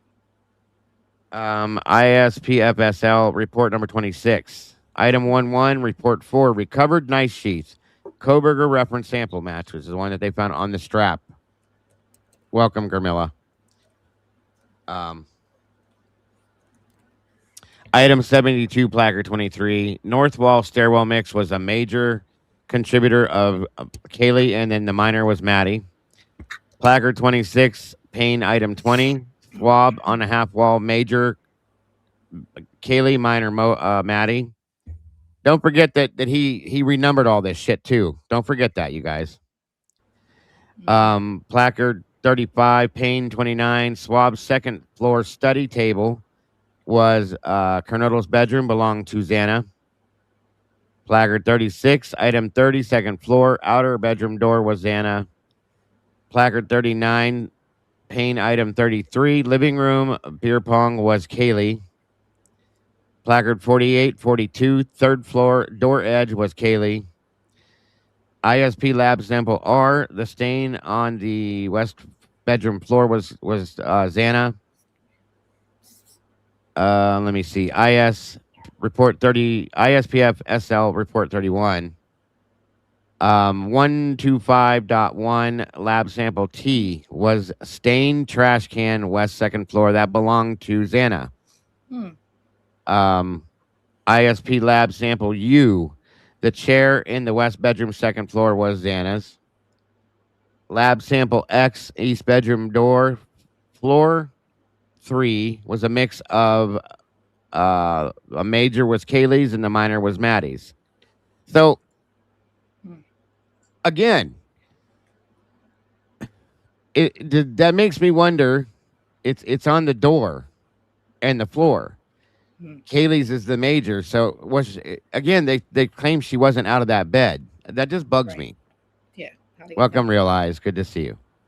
And again, all the redactions. This was all the evidence that was collected. And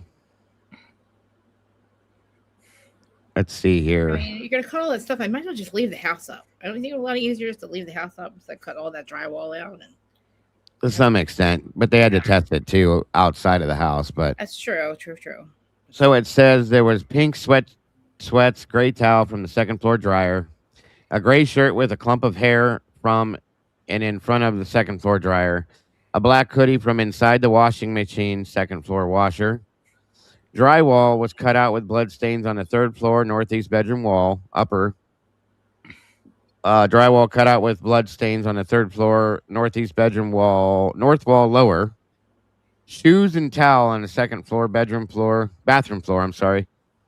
between the shower and the vanity. The bed sheet that was lavender that belonged to Dylan. Second floor bed of Dylan, room by kitchen. I wonder why they took that. Drywall cut out with blood stains on the second floor northeast bedroom wall, the south wall. Drywall cut out with blood stains on the second floor northwest bedroom, south wall. Drywall cut out with blood stains second floor northwest bedroom, south wall. Drywall cut out with blood stains second floor northwest bedroom, west wall by standing mirror. Again, Xana's bedroom. Drywall cut out with blood stains second floor northwest bedroom, west wall adjacent to bed. These are all Xana's bedroom. Floor cut out with pattern impression, second floor northwest bedroom. Floor cut out with pattern impression, second floor northwest bedroom. That's where they found the footprint, both of those. Drywall cut out, blood stains, third floor northeast bedroom, north wall. That's Maddie's room. North wall again.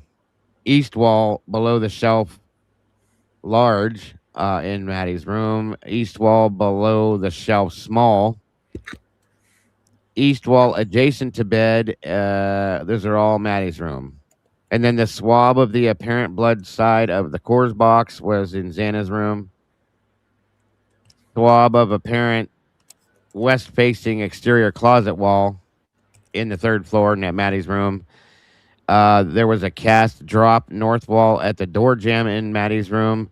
Northeast bedroom wall, far west ceiling pattern in Maddie's bedroom, and northeast bedroom, far ceiling, east ceiling pattern in Maddie's bedroom.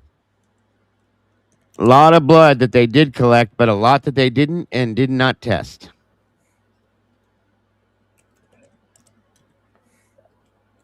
Yeah, we went over the autopsies, and they did do a great job, both Pav and Logan on those, Veronica.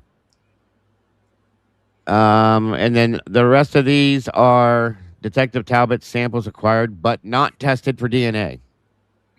Look how many there are. 1, 2, 3, 4, 5, 6. Wow. 7, 8, 9, 10, 11, 12, 13, 14, 15, 16, 17. 17 samples that were acquired but never tested for DNA. Why would you do that? Why did you even bother to collect them? Exactly. And they're all coming from the bedrooms and the staircases. Every one of them is either the staircase or the bedrooms. because it's got to look good. That's crazy. They collected these but never tested them for any DNA. That blows my mind, you guys. I'm saying, if I'm the parents, that's why I think like this is my sister or like my kid. Like it's not gonna fucking fly for me. Sorry, you're gonna tell me who the fuck else's blood's there, or let me find out. If you don't want to know, at least let me find out. You know, let me find out who else's blood is there with my kid's murder. There's no photos for them. They redacted every photo you possibly could now. That's so crazy. And now, and here's what they're showing is the K-bar. And there is no weapon found, but this is what they're showing it as. This is the one they purchased. They found weapons. They just didn't think that they belonged to the murders. Like, oh, well, this was not found. This was purchased by the investigators. So, and again, make sure you guys notice there's no serration on this blade. Okay. Right. So remember that as well.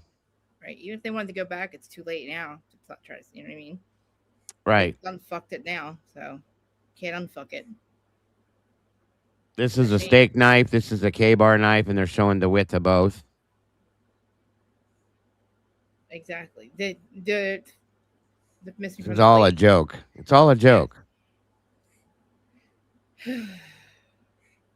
All for the ley lines. Yeah, after last night. You guys, I have to watch your series. Last night was crazy, dude. It was nuts. I appreciate you joining me for that, though. Yeah, it was a lot of fun. It was interesting. Yeah, and like Tomboy's saying here, thank you. Please make sure you guys write down any questions you have this coming Saturday on the Verdict Room Unfiltered. We are being joined by Mr. Pavarotti himself. So we're going to break down a great conversation with plenty of questions for him and his thoughts and feelings as we bounce off our thoughts and feelings with his. Still really looking forward to that show. You're having Pav on? I'm saying, what'd you say? You're having Pav on? Yeah, Pava's joining us on the Verdict Room Saturday night. That should be pretty good. There's only one message I want you to pass along to Pav. Uh-huh. Go Yankees. Something's wrong with you. He's a big Red Sox guy. I know. Weird alien man. I'm an alien. What about the aliens? Did you just say you're an alien, Krista? Yeah, Did I hear that right? I am half alien. Yes, I am. You're half alien. What kind of alien are you?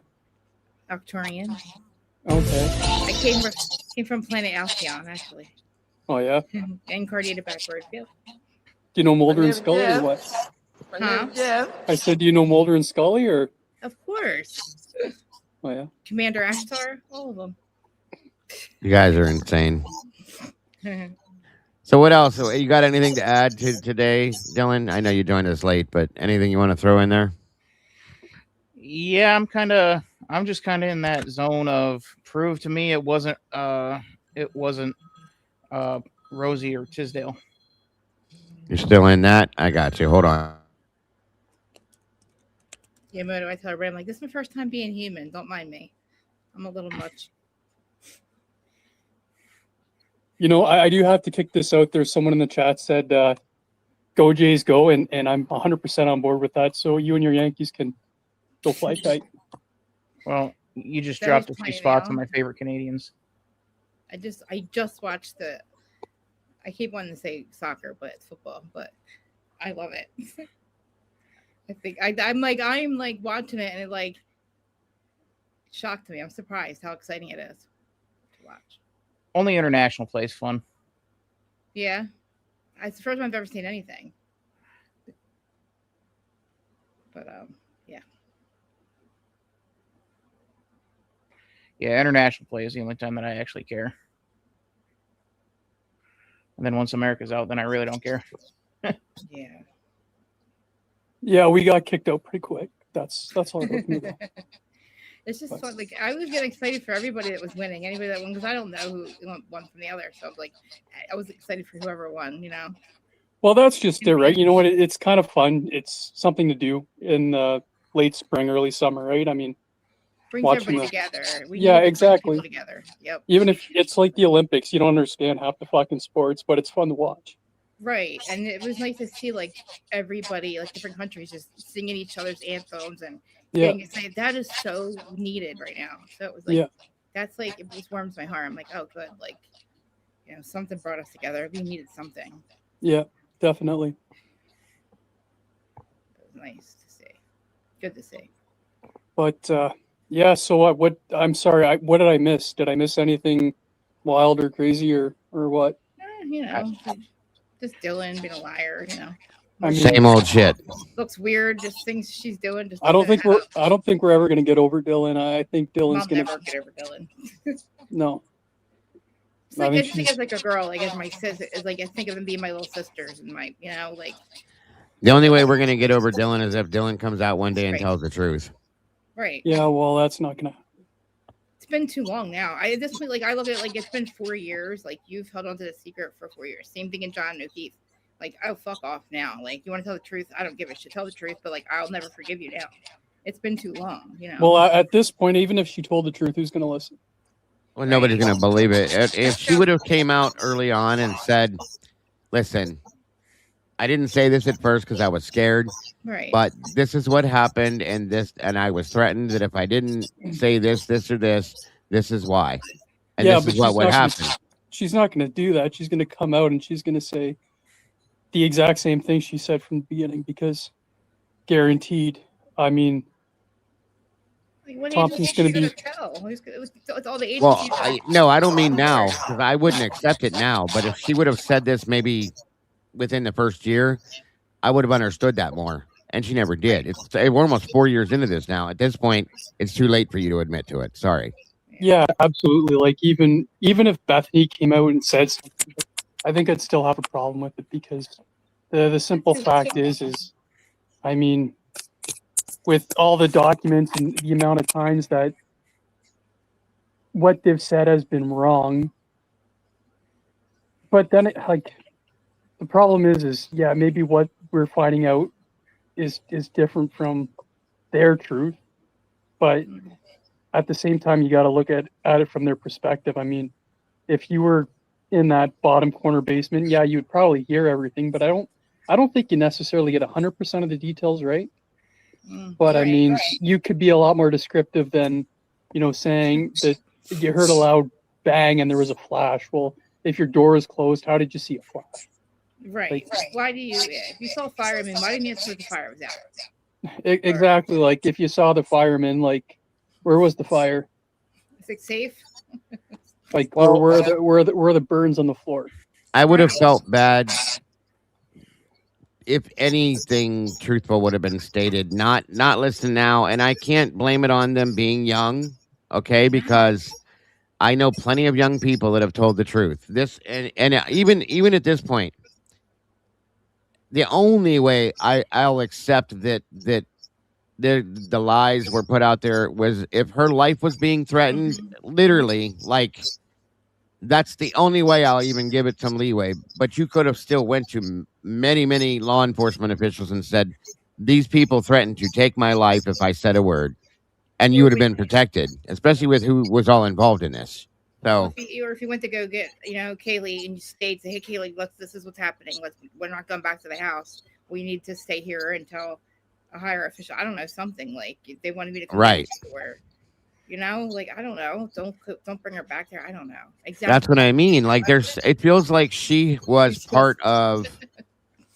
That's the problem is I can't look at it as like she was innocent of anything because it looks like she's done some malicious things. Right. And helping to stage all of this. You know what I mean? First one home, probably let somebody in the house because how'd the person get to the second floor to get to Dylan without going past you in the living room at any point? Like, unless they climbed up that thing or they got in before anybody got home and, they got to Maddie first, then up comes. I still think it's possible that Xana and Ethan got attacked first. The door was shut. Nobody knew. And the people that could have done it were up hiding on that balcony on the outside in the dark, or they left the house and came back in, maybe hiding out back or something. That's what I think may have happened, truly. And I think also when I found out that Dylan had gone to Kaylee's bedroom twice before Maddie and Kaylee got home, that bugs the shit out of me. Oh, jeez. Saying she let the dog out and back in. That really bothers me. She doesn't care about that dog. They wanted the She dog doesn't like the dog. She didn't like the dog. No. They were letting Murphy out to get lost. Well, my problem, though, is she said she went upstairs to let Murphy out and then later on put him back so he would stay out of her way. And then the other girls come home and they take Murphy out again in the middle of the night. Right. Yeah, I totally agree with you guys on this. And, like, you know what, for me, like, what that speaks, like, Bethany's already apparently already upstairs when Maddie and Kaylee get home, right? Yeah. So Maddie and Kaylee go upstairs. Apparently, Dylan goes upstairs too. They all meet, and where did they? I think it was Kaylee's room. Kaylee's bedroom. And then somebody's bed, right? It just happens that, you know, this apparently supposedly took place upstairs.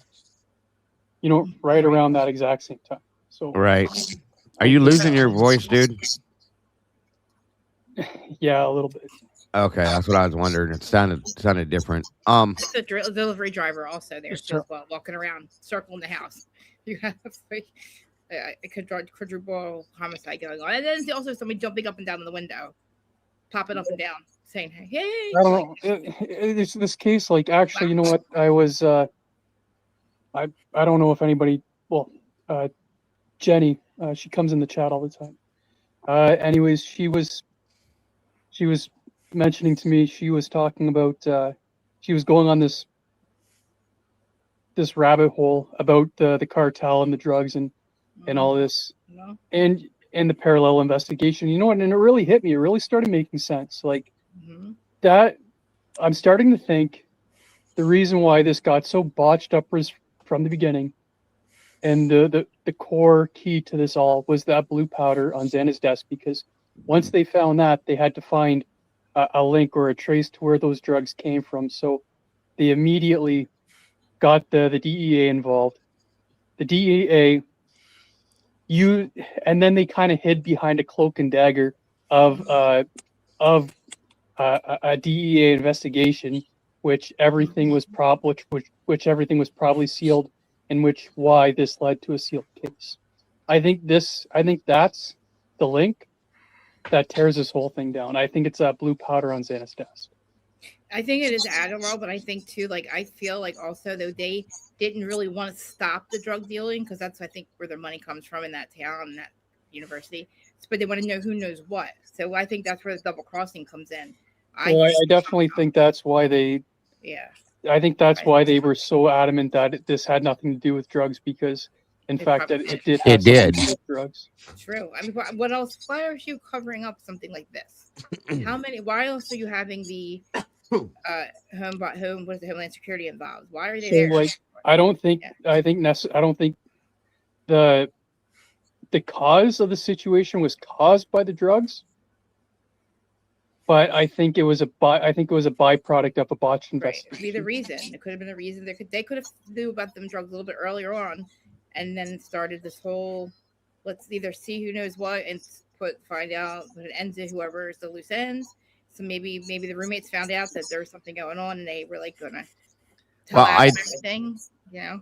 I definitely think that's why there's definitely a drug aspect. Otherwise, Josh would not have been involved, in my opinion. I don't know. Is there such thing as blue fentanyl? Probably. I don't. Yes, there is. Wow. Fuck. Wow. Well, and the other problem is even if there wasn't blue fentanyl, right, there is blue Adderall, and right, the 10 milligram. Yeah. A lot of things that people get nowadays, like, because most people, especially younger generations, they do snorting. They don't do exactly like pill versions of things. 1 second, folks. Yeah, like I really definitely think they were snorting them. I mean, which like a lot of people do. Like if they did coke before, then why not snort your Adderall? And if they're not, if you're not like me, I have ADHD, so it just calms me down, which I don't take it obviously. But like they probably weren't prescribed it, so Yeah, I do know with the cell phone data, the 0 second calls. Right. That like how do they register? Yeah. Yeah, though. So it's to my understanding that those are missed calls. They never connected. Never connected. Did they hang up or? No, Okay. Okay. no, it was just flat out a missed call. There's no way to know if it rang once or rang 100 times. Oh, wow. Oh, wow. Okay. Okay. Okay. So that flips the script on the ones that are interesting are the 2-second call, the 3-second call, the 18-second call to Ethan. Someone picked up those phones after they were dead. Oh. My problem with them calling to check to see if they're okay is that when they don't answer, you then don't go check to see if they're okay. You know what I mean? Well, isn't that the whole point? Is to check on them because you hear murderous and see murderous things. Why are you calling like a crazy person? Like, why are you calling everybody? They're not answering. Not okay. Not okay. Who knows? You know what I'm But I saying? mean, like maybe it's for more nefarious reasons. Maybe they just want to make sure that the job's finished. That wow, yeah. Or you waited long enough so the job was finished. So you waited until they actually died, which sucks. With bleeding out, you know what I mean? Like, what if? Oh God, I can't even say it. It gets worse and worse. I mean, what? Yeah, it's essentially. I mean, you can go at it from so many different angles, but Right. That's what I'm saying. Like, and which that's one why are you going to settle?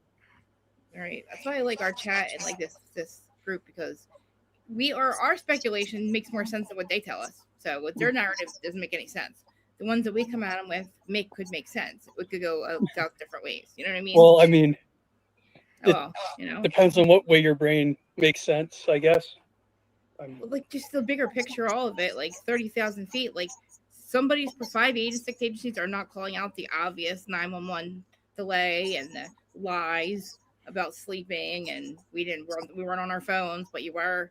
Like that just to me screams like it's something way bigger. So it's some shit that's like way bigger than us, like above our pay grade. Like it's just like nuts. Well, I've seen in the chat too. Most of this new generation, not all. I'm saying what I said was most. They do snort the pills Yeah. instead of taking them like regular pills because they affect the bloodstream faster. I found out.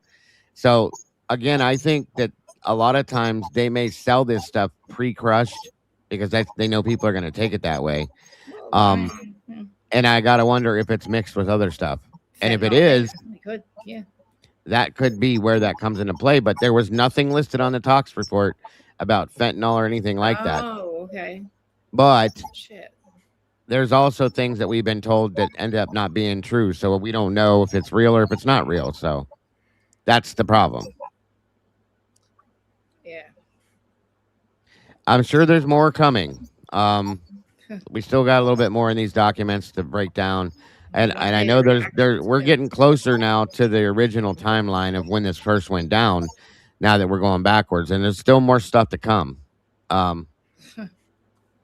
Definitely more stuff to come. It definitely didn't go down the way they said it would down. There's definitely like they need to start over. Well, it doesn't matter. Like it doesn't matter. It just crazy to me because like I don't know why it's okay to just say Bryan. I don't know Bryan did it because he said so. That's now their answers are because he said he did it. What's your proof? Because he said he did it. Well, no. Who thought of Bryan? Who gave you the tip? Let's see. Let's ask that question. Where did the tip come from? Because that doesn't make any sense. So. And when we looked at the phones the other day, that was something we noticed we were going through when it first dropped. Yeah. There was a call. She made a call to Ethan, and it was answered for 12 seconds. I'm sorry. Oh. And that was something we never saw in the beginning. We saw that they were all zeroed out. And that has me thinking now. And I've always thought because of where they found the phones, Ethan's phone was with Xana's was with Ethan, that somebody had their phones and then threw them back in the room towards the end of everything and gave them the wrong phones on accident. Somebody answered his phone. Clearly. My husband, like there's so many times where like I have my husband's phone or mine's downstairs on the dining room table next to him or like you know what I mean, or like I feel like they answered the phone that they were dying. That's why he hung up. He was on there for 12 seconds. You know what I mean? He's there, Big laying there crack. Don't dying, know. still bleeding out, and they're not going to check on them for real, for real. You They're can not have a pretty quick and short Yeah. conversation in 12 seconds if you think about it. Well, yeah. I mean, I wonder how that went though. It's like he's dying, you know. Yeah. Well, I could understand it being, hey, what's going on up there? Everything okay? Yeah, it's done. We're good. You can come out of the room now, or some shit like that. You know what I mean? This is Yeah. also a lot of documenting of pictures at 3, 4, 5 in the morning. Like, oh, there's pictures Anne in her bed. Picture Kaylee in her bed. Picture Go ahead, me. Dylan. Yeah. Like, It- why? It wasn't just Ethan's phone that was answered. No, I think All of- Kaylee's was too. Or All no, of there them were. were. Xana's was answered for 2 seconds. Kaylee's was answered for a few seconds. Maddie's was. They were all answered. Oh wow. And it wasn't. Well, Ethan's was Ethan's a Snapchat was the call. longest. That was a Snapchat call. So there's no voicemail that could have turned on for those. I don't remember about the rest of them if they were third party, but I know Ethan's They was were all definitely direct third calls. party. Very strange. Wonder if they're butt dials. You know how that happens. I looked at it this morning. They were all the only ones that wasn't a snap. The only one that was the Snapchat call was Ethan's. Okay, the rest was a direct call then. So that could have been voicemail, but his was definitely not because it was third party. They don't have voicemail. Yep. Interesting. Very. But yeah, the 0-second ones, those are just missed calls. That's what I figured too. Yeah, there's no way to know if it rang once or 20 times. However, the ones that have the 2 seconds, the 3 seconds, and I think there was one that was like 7, 8 seconds. I'll be right back. Keep going, Dylan. Damn. But yeah, those were answered. Damn, dude. Huh. Yeah. Who's the lady? Who's the person that Dylan put in her phone at 3:40 something? Do we know that? I heard sort of like the name, but I don't know like where it fits in the whole time in the whole scheme of things. We're still trying to figure that one out. Yeah, or like, did she just use that name? It's a fake name for a number for somebody else, you know? That's my guess. Right? Like, that's my whole thing. Like, if it was something nefarious, you're not going to put the person's real name, in my opinion. But then again, she also admitted to seeing some really crazy shit, and nobody seems to care. Yeah, she's not my first pick in a game of Trivial Pursuit. Yeah, I'm not going to rob a bank with her either. Sorry. Don't pay us go, bitch. Sorry. You can't pay us go. Like, we're getting caught with you. I don't know. I'm just saying. I don't think they told her to say all this stuff. I really don't. It just sounds crazy to me. No, she completely flubbed it. But exactly. She's definitely. Then again, if you're on if you're one of the higher powers, that's why you've been on red and black. Exactly. You definitely don't give out participation trophies either. She did not do a good job. Okay, she doesn't get one. It's like screaming from this. Like they're gonna die on this hill. It's crazy. It's like, wow, it's been 4 years and everybody's sticking to the same story. It doesn't make any sense. And we're out here going, no, hello, it doesn't make any sense. We'd be in jail. If that were us, we'd be in jail. We locked the fuck up. You know, what do they want us like to make a musical? They want us to sing it, scream it. I don't know. What do you want to hear? What do you want to do? We go to the DOJ. They don't seem to give a shit either. Oh, our president was assassinated almost 4 times. Sure. That's it. Never in history. All right, guys. I think that's going to do it for the day. Thank you guys for joining me. I know there wasn't much of it today, but we got through some of that. Right, Queen? Complete mute. Says nothing. I will be I believe, doing Crimes After Dark tonight, and then I'll be back here tomorrow to delve into something else. So, guys, thank you very much. I hope you have a great birthday today, Gianna. Thank you much. Everybody, don't forget to love yourselves, love each other. Please don't change a thing because you guys are perfect the way you are. And I'll see you guys very soon. Bye-bye. Later, Dad. Thanks for Thanks for joining us, guys. Thanks for having me, Dago. Yes, ma'am. Always blessed. See you guys. Love you guys. My Bye. name is Jeff.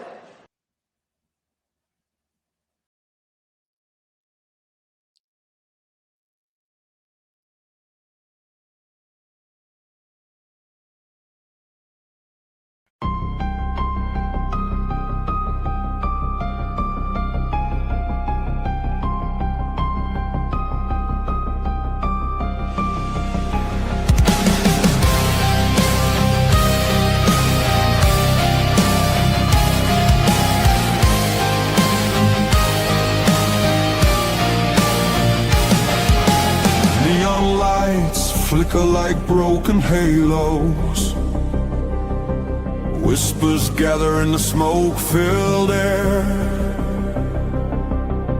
Tables carved with secrets and shadows. Every story's a wound laid bare. The kettle's boiling with restless rage. Justice written on an unseen page. I sip the silence, bitter taste, waiting for the ghosts to show their face. At the TruCrime Cafe, we serve up the pain they try to hide away. Pour another cup of the truth you crave. Raise your glass to the names they betrayed.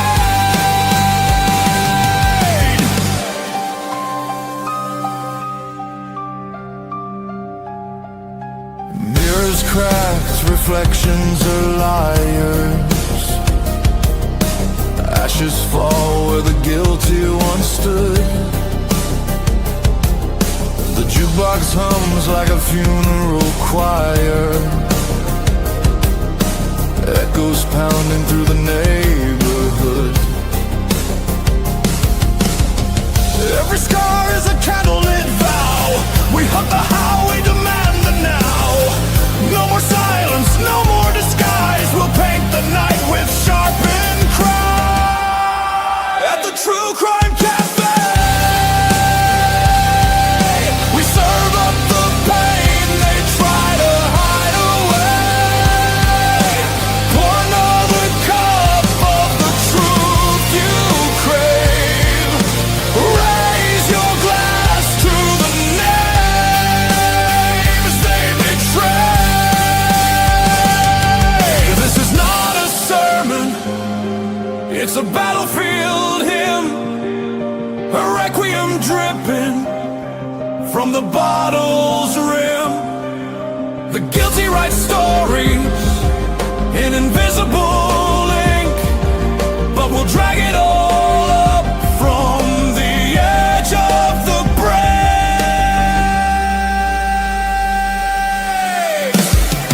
At the TruCrime Cafe,